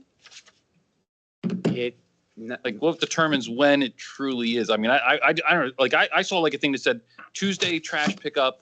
It's this Friday, and then Wednesday I don't know. It was and it was the following Friday. I know they do their very best to follow that schedule to the best of the ability. Obviously, certain. Sometimes it seemed like it was coming a lot. I just was surprised. I think Abby has an answer. Yeah, there's two different ones. I think that's where you're getting, Public Works does the leaf vacuuming, and that's just consistent. And then Blazinski picks up the leaf bags, like the yard waste bags, and that's every other week. So it is a little confusing. Yep. That does it. Always have an answer. Chief, everybody keeps getting in the way, but are you ready? Actually, community enhancement is next. According to my paper, you are next. I have community enhancement next. Me too. I don't know. Okay, read it. Read it. I'm looking at mine. Yours is backwards. See? No, mine's correct. I respectfully requested to go in before the chief, so in the most updated agenda, I'm ahead of him. Yeah. Okay. But I'll be fast because I know we all want to hear. We all want to hear from him for sure. I tried. Go ahead, Abby. So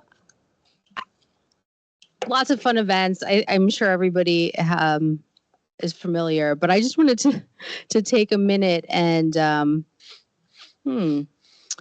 recognize our amazing volunteers. So the Parks and Rec group and the cleanup crew volunteers and now the EAC volunteers have put in so many hours of work that next year we're going to be tracking that because you can put, a general pay amount to it, volunteer equivalent hours.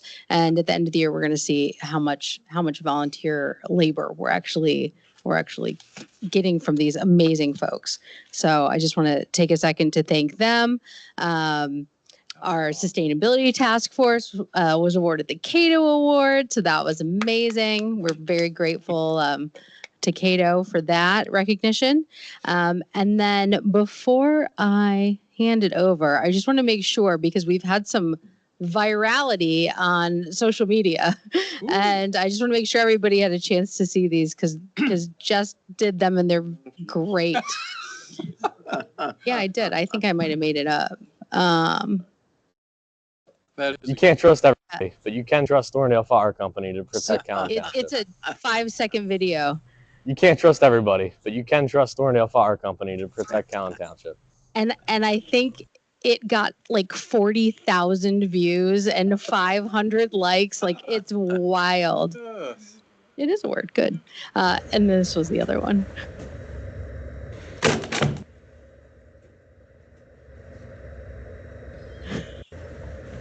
Same thing. People love these. Oh no, I wasn't involved in that.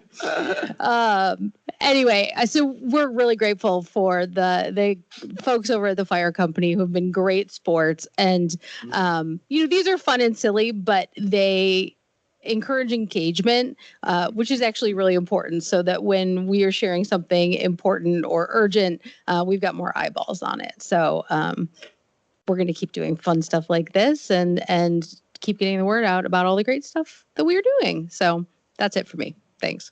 Thank you. I love that. Thank you. I love the Thanksgiving video.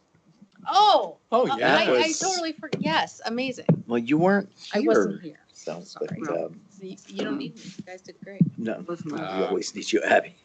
I had a blast making mine. Oh, yeah. Yeah. I think I should.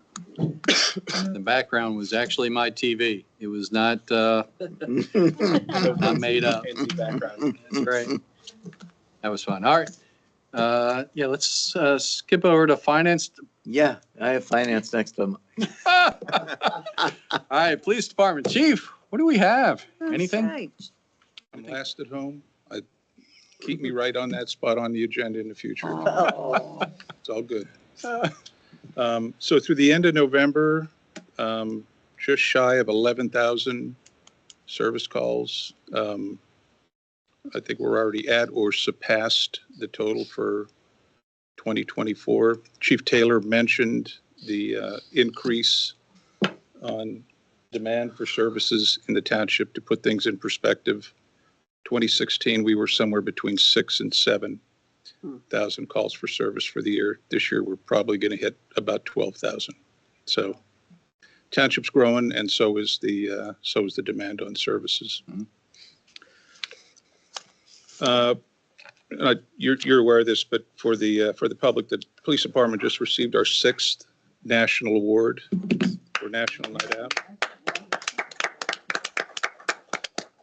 Again, to put things in perspective, over 16,000 municipalities throughout the United States and Canada held events on August 5th.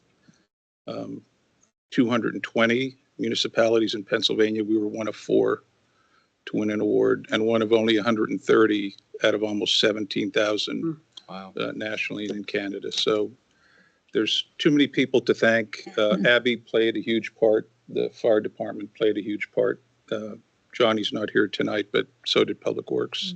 And I'll leave it at that because I know I'm going to forget to mention names to thank, especially the community who come out every year in support of it. We've been doing it since 2014. That year, we were the Rookie of the Year for the entire country with our first event. So, and I know Tracy, I don't know if you've discussed it, they're already gearing up for 2026. So. We just completed our annual Toys for Tots campaign, most successful year ever. Today was the last day. They filled the entire back of one of our Ford F-150s.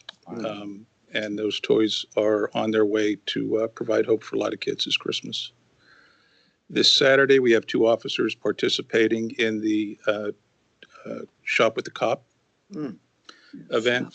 This year, they are looking to do 50 or more kids, which would be the most ever. And again, there's probably not a better way for police officers and kids and their families to connect, especially around the holidays. So we're looking forward to that.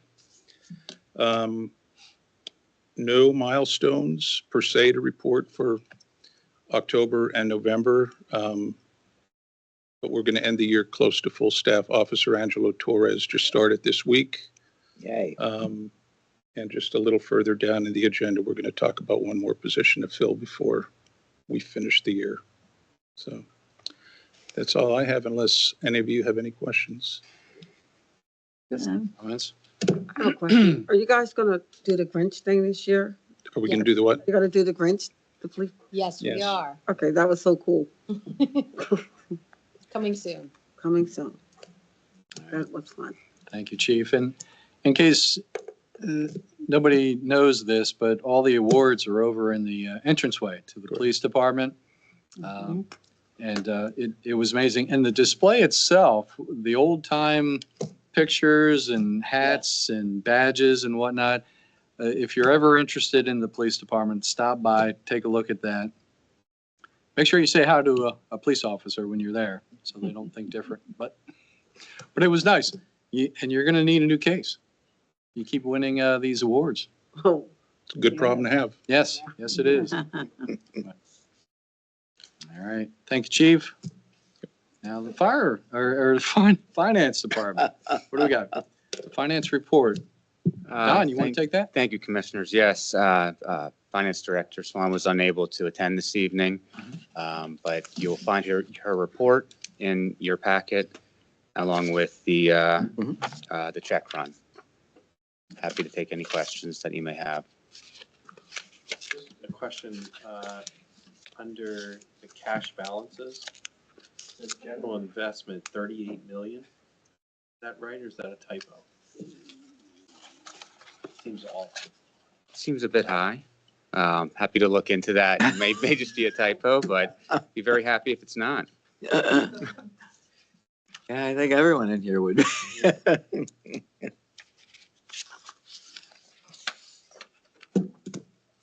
All right, Commissioners, any other comments on that? Good catch. All right, and then we have a check run. Check run 54,966 to 55,106. No manual check. So moved. Second. Moved by Commissioner Young, second by Commissioner Tindera. All in favor, say aye. Aye. Checks have been approved, 5-0. All right. Mr. Vimazal, what do we have under you? Okay, thank you, Commissioners. A couple items this evening. The first is a proposal, service agreement with Gilmore and Associates. Ross is here this evening if there's any questions, but as you know, with the growth we've had in the township, working with Director Stackhouse, we feel that bringing Gilmore on to handle some of the land development would be very beneficial to the township moving forward, and had Gilmore put together a proposal which is in your packet for consideration. Happy to answer any questions that you may have, and Ray, if there's anything that you'd like to add, I know you've been working very hard on this. No, just like the manager said, just to bring some depth to our resources when it comes to land development. We felt that, obviously we've worked with Ross on other things. I've worked with him on stormwater projects. We're very familiar with him. We did have a lot of conversation about, their ability and their company's ability to provide those services for us. And, they feel confident, as I do, that they'll be able to live up to that. And, obviously our growth isn't over. So we definitely need that depth to be able to continue to provide those services and protect the township. So it's really land development review, and then what we call RPR services. The inspectors are out there looking at the roads, the stormwater, the infrastructure, providing those reports back to the township. I did warn him I'm not as easy as CTMA. I'm not a pushover like Scott, but I think Ross is up to the challenge. So. Scott, Ross, you would be responsible for this part of it. Yeah. Oh. I would oversee this as well. All right. Excellent. Well, I feel pretty confident with that. Yeah. And is Bill still with you guys, or did he finally retire? He did. He did? Okay. I think he still worked about 2 hours this year so he could attend the Christmas party. Good. Well, tell him we said hi. Will do. Yeah. All right. Commissioners, any questions on that? Action item? Yeah, we just need to approve it, or? Correct, yeah. Okay.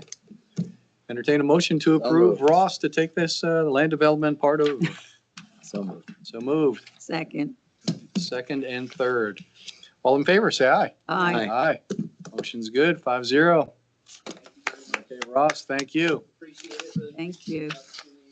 work on this and Yeah. look forward to working with you. Yep, me too. And just remember, CTMA takes precedence, okay?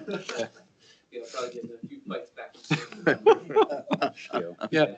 Wanted Yeah. to stick around for this one to say thank you very much, and we look forward to it. All right, thank you, Ross. Happy holidays. Thank you, Yeah, Ross. and listen, when Ray and Scott go at it, just step back. Just, Yeah. yeah, Get out of the line of fire. that's it. Um, Thanks, everyone. Take care. You. Take care, thank you. All right, we have meeting dates? Don? Apologize, the agenda may have been modified slightly. The posted agenda has the fire agreement with the Thorndale Fire Company as agenda item 6.2. Making sure it's, That's the cooperative agreement. making sure it's not on the rest of this. Because I wanted to make sure it was on the agenda, so thank you. Of course. We'll do that. Any discussion on it? Only that this has been a, an update to the agreement between the township and the Thorndale Fire Company. A lot of work went into making it sure it fit the current practices that are taking place. And I know both Ray and Pat worked on it over the course of the year along with members of the fire board. I told Patrick I was going to try to get this approved by the end of the year, so we're good. Commissioners, any comments, questions on it? No. Congratulations. Yes. All right. No. We definitely have a great relationship with our fire department, so I'd like to continue that. And I think the dates for the audit, we modified that as well, so it's more reasonable. So we're good to go. So I'll entertain a motion to approve the fire agreement. So moved. Second. I moved by Commissioner Evans, second by Commissioner Kennedy. All in favor, say aye. Aye. Thanks very much, everyone, for that one. Now we're on to the dates? Yes. Yes. Yeah, this is not right. You should have one on your, somewhere there, on there in front of This you. is the one that was on the. Really? desk, Yeah. Oh, wow. No, that's all right. We're on the Does it have red See on it this one too? It's totally different. on the front Oh, page? yeah, it looks like this one. No, that's one I grabbed. Okay. Yeah. That's the one they got for you. Okay, we're good. We're good. Okay, so the meeting dates. Me. Oh, thank you. That's even different than mine, so. Meeting dates for advertising. Mr. Rimazal, next on the agenda are the meeting dates to be. Next on the agenda, yes. Thank you, commissioners. We do have the meeting dates for 2026 for all boards, commissions, and of course, the Board of Commissioners. No changes to the regular schedule as far as day of the week and things of that sort. And we have the EAC in there as well. We did include the Looks good. EAC. All right, questions? If not, entertain a motion to approve So the moved. meeting days. Second. Moved in second, all in favor? Say aye. Aye. Aye. Dates have been approved. 0. Staff holiday date. Thank you, On commissioners. 11. Next, we have the agenda item 6.4, the staff holiday dates. Again, no change from 2025. We didn't have a date for Martin Luther 2026. King Jr. Day, January what day? 19. It's the 19th? Yeah. Oh, mine's is blank. What's Mine's that, is January 19th 19th. for Mine's is- Martin Luther? No, mine was blank. It has the holiday, it just didn't have the date. Right, it January- doesn't. January I 19th. think it's the 19th.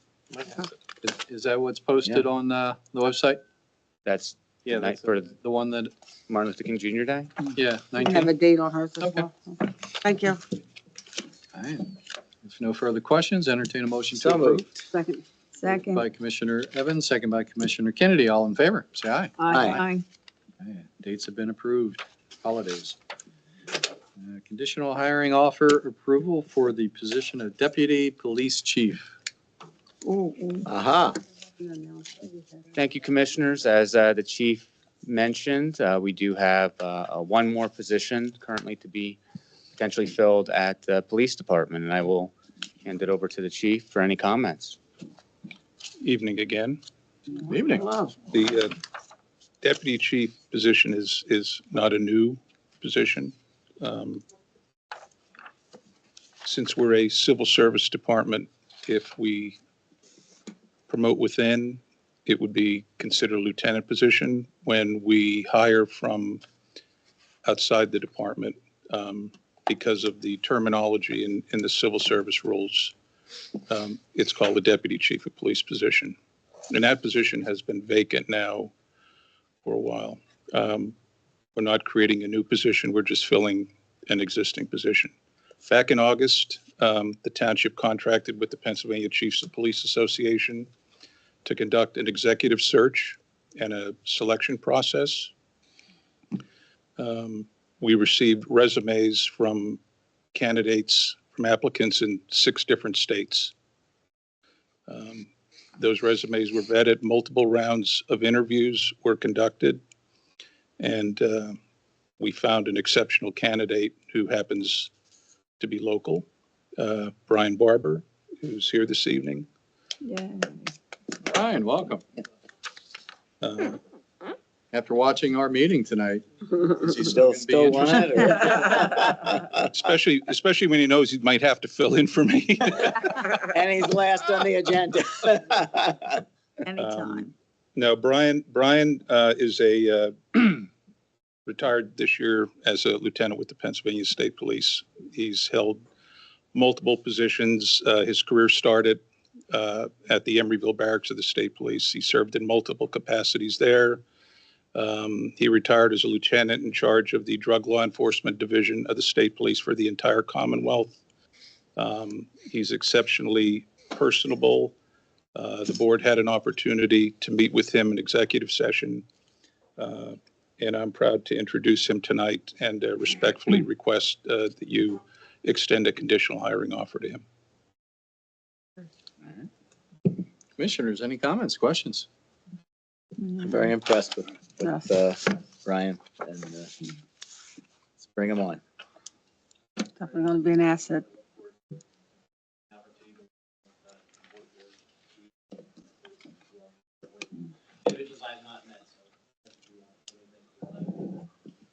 Thank you.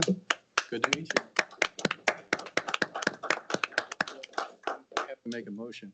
Oh. And then Do I clap again? entertain a motion for conditional hiring approval. Can we add one little thing in there? Yeah. That this does not mean that you get to ever think about retiring. So make sure you understand that. You know, Yeah. You- That's my wife's decision. Oh. I was retired once, and she put me back to work here 2 days later. There you go. Here. And it's been a great 13 years, and I think Brian is going to enjoy it equally. Excellent. Great place to work. All right. Okay, don't get any ideas. Thank you. Yeah, we're a blast. Okay, entertain a motion. So moved. Second. Do I have a second? Second. It's right Oh, here. oh, I'm sorry, I did not hear that. Okay, moved by Commissioner Evans, second by Commissioner Young. All in favor, say aye. Aye. Aye. We, Motion passes 5-0. Welcome. all right. We can clap again. He needs to accept the job. He needs to accept the job, right? No, really. No, he didn't. Welcome aboard. Oh, okay, thanks. We still have 3 more pages of this agenda.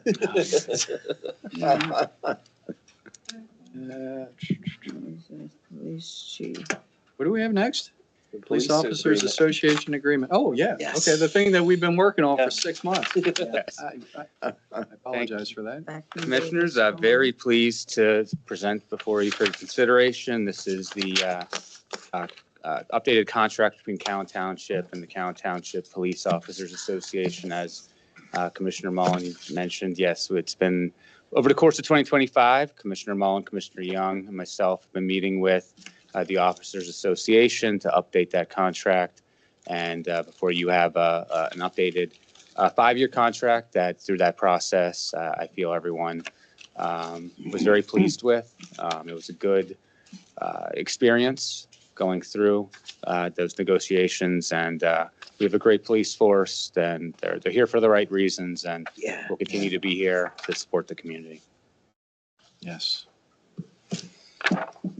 And they are a great bunch of guys and girls. Yeah. But it was a pleasure going through this entire process with them. Really was. Yeah. And just say that Paul and I were there for moral support, but Mr. Vimasol did most of the heavy lifting and did a great job on the contract. All right. Well, I will entertain a motion to So approve the Police Officers Association agreement. So moved? Second. Moved by Commissioner Evans, second by Commissioner Young. All in favor? Say aye. Aye. Aye. Motion passes 5-0. Right along. We have a Spackman Davis Farm Agricultural Use Lease Agreement. Nope. See that? No? Friends of Spackman Friends of Davis. MOU. And so, Okay, I'm still reading off the wrong one.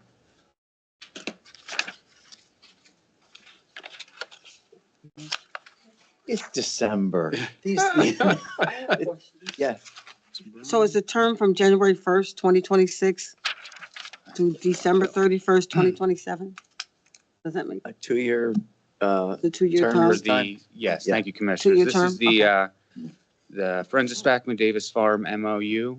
As you may recall, earlier in the year, following the formation of the nonprofit Friends of the Spackman Davis Farm, we felt it was important to get an understanding in place as far as how the township and the nonprofit would communicate, operate, approvals, things of that sort.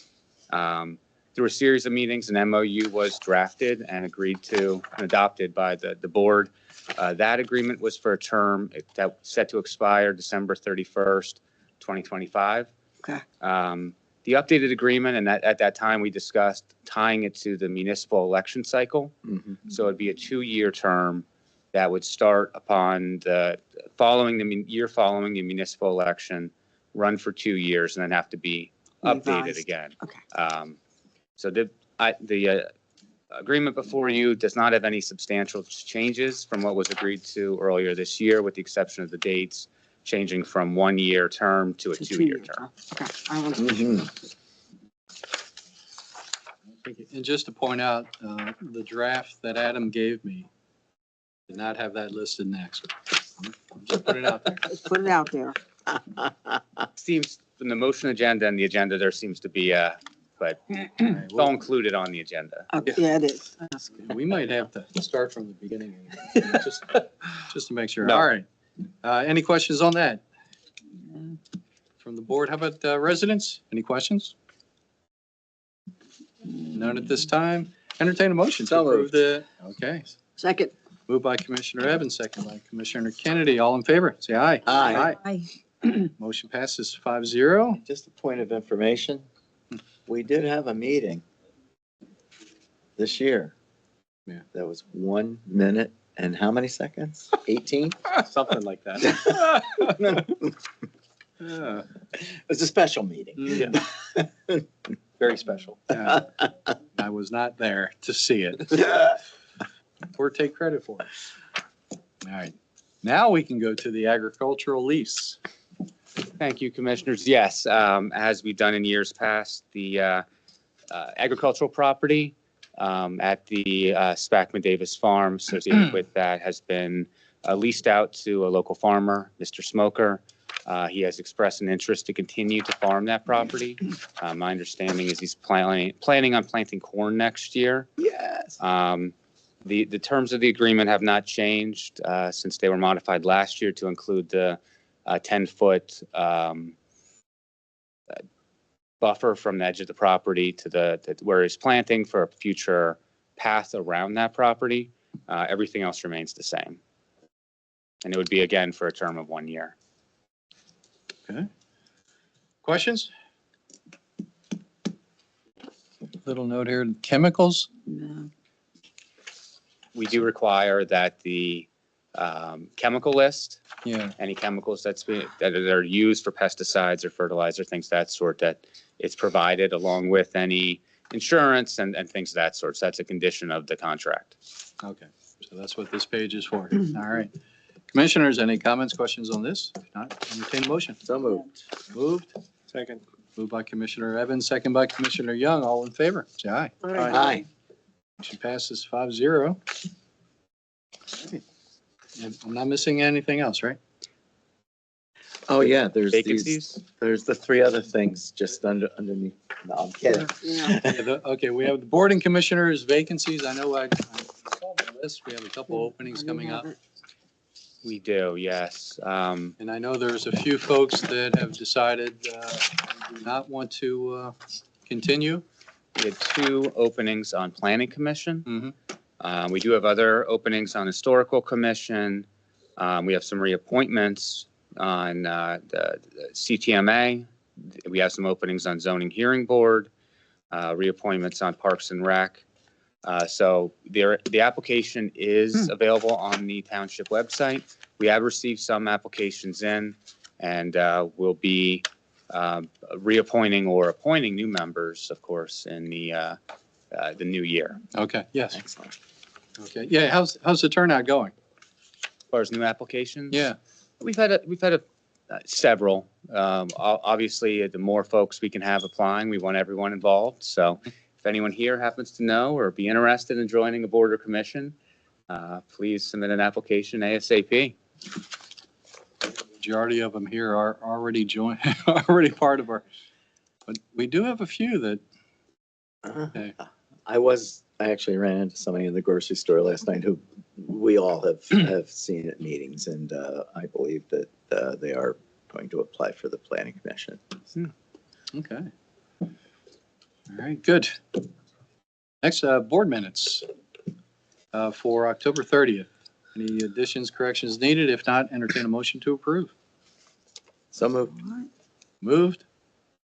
Second. Moved and second. Moved by Commissioner Evans, second by Commissioner Young. All in favor, say aye. Aye. Aye. Minutes have been approved for October 30th and November 13th. Any corrections or additions? If not, entertain a motion to approve. So moved. So moved. Second. Moved by Commissioner Evans, second by Commissioner Kennedy. All in favor, say aye. Aye. November 13th has been approved. Planning Commission minutes acknowledged for the October 21st meeting. Entertain a motion. So moved. Second. Moved by Commissioner Young, second by Commissioner Evans. All in favor, say aye. Aye. Aye. Aye. Minutes have been approved, 5-0. Additional business. Do we have any additional business at this time? Yeah, if you haven't driven by Spackman Davis Farm this week, get thee to Kings Highway. The Historical Commission and Friends of decorated it up really nice, and the lights, it's beautiful. Cool. Jeffers Brothers brought a 16-foot tree. Wow. It's nice. And I'm still having trouble walking from decorating that thing. But yes, you got to drive by. Yes? Oh, sorry. I don't know if this Yes. So, at the intersection of Bondsville and Joe Carlson, if you head, as you're heading to the apartments, just something I had noticed. I know, like after Ida, a lot of those areas that have the drainage look like they had been cleared out for a while. But like the one closest to that intersection looks like it's holding water. You know, that just the one of those little branches that kind of offshoot. All the others seem clear, like a lot of them do dry up pretty quickly and everything. But the one closest to that intersection looks like it's staying pretty wet. So just, I don't know if there's anything, something needs to be checked or anything, but it is holding some water in that area. So. All right, excellent. Thanks, Dan. Okay. Thank you, Dan. Thank you. I do have a little scribbly note here, just double checking. Was it acknowledged that we had an executive session prior to this evening's meeting? No, Okay. it's not. Jane is on top of it. So, which For the record, yeah. I was not part of due to a prior meeting. All right. Public comment at this time. Public comment?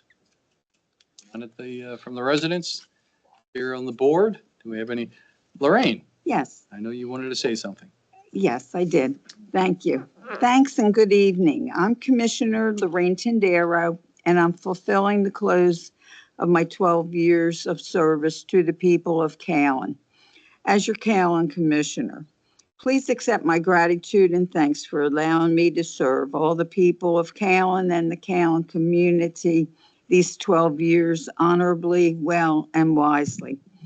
As a member of the Board of Callan Commissioners, we rely on the township staff and managers to provide valued and timely services to the Callan community, and they do so very well. To the various boards and commissions that also serve our community in many roles, I am grateful for their service. I want to also recognize the Callan's professional police force, the fire, rescue, and ambulance service providers that help make Callan a safer community. The people of Callan we all serve have entrusted us with making Callan a great place to live, work, visit, play, educate, and do business. I am honored to have earned this trust for all these years. I wish good luck to the new board and wish good luck to the people of Callan with the new Board of Commissioners. I look forward to continuing my service with the people of Callan on committees and boards now and in the future. I wish all of you the happiest of holidays and have a great new year. May all the best be with you and yours. Take care, and I'll see you soon. Thanks so much. Thank you, Lorraine. Lorraine, thank you so much for your 12 years of service. I've been with you Yeah. for 6, and it has been a pleasure. Wonderful. Great people. She's been very fortunate. Any other comments from the commissioners? Josh? So I know I said last time I wouldn't be here, but Surprise. unfortunately, snow in western Pennsylvania and maybe snow on Saturday night prevented me from getting there and back to my meeting in Slippery Rock. But again, just want to reiterate my previous statement to the staff and boards and commissions and people that make this township work and run. We're indebted to your service and the amount of time you put in to this township. So want to thank you. I want to wish everybody a happy holidays, Merry Christmas, Happy New Year, and we'll see you on the 5th. Yes.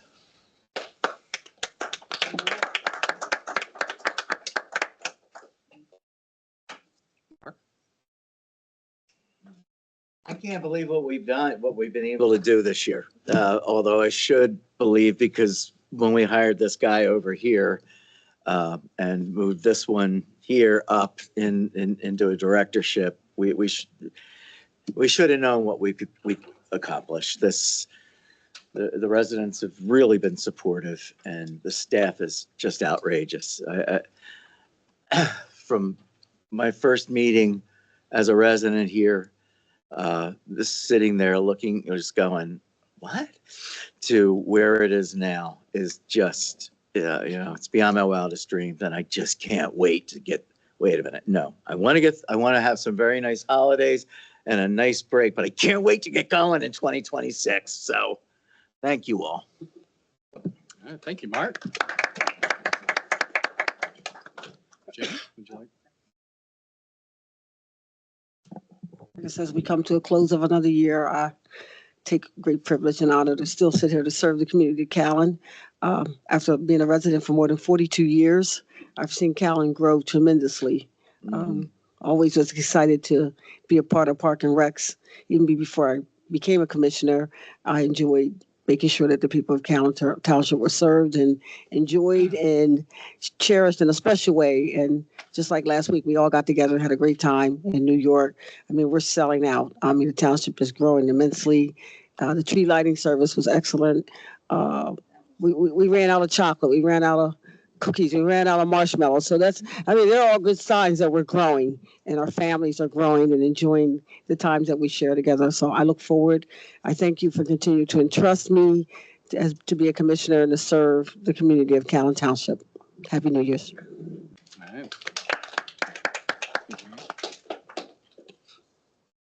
All right. And first off, I'd like to thank the staff, the volunteers. This is what makes our township, run as smoothly as it does. Also, what I'd like to do is thank everyone for allowing me to be president for the last 6 years. We have a reorganization coming up in January. I actually would like to step down, maybe just one step, but I would just like to step down, take a little breather. Just so everyone understands, being a commissioner, 1 year of commissioner is like a dog year. So, I mean, for 6 years, it's basically 42 years of our life. Okay, and I enjoy doing this. I enjoy running these meetings.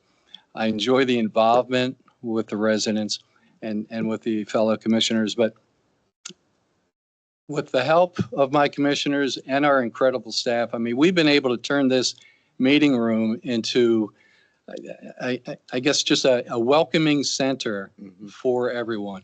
I mean, we've had some difficult decisions to make. We've had some easy decisions to make. We've had a great time doing it. My dad jokes, some go over well, some don't. But I've really enjoyed this. 6 years is a long time in this position, apparently. But I will miss that part of it. Of course, I'm still on the board. I have 2 more years of this term, and of course, I'm hoping to be reelected in 2 more. But I just wanted to say thank you to everyone. Once again, this is all a team effort. We're just the front line here. But if it wasn't for everyone involved, we could not do what we do. And so thank you, everyone. And I wish everyone a Merry Christmas and a Happy New Year. All right. Any other comments? If not, I can entertain a motion to So moved. adjourn. Moved in second. All in favor, say aye. Aye. Aye. Aye. Meeting adjourned.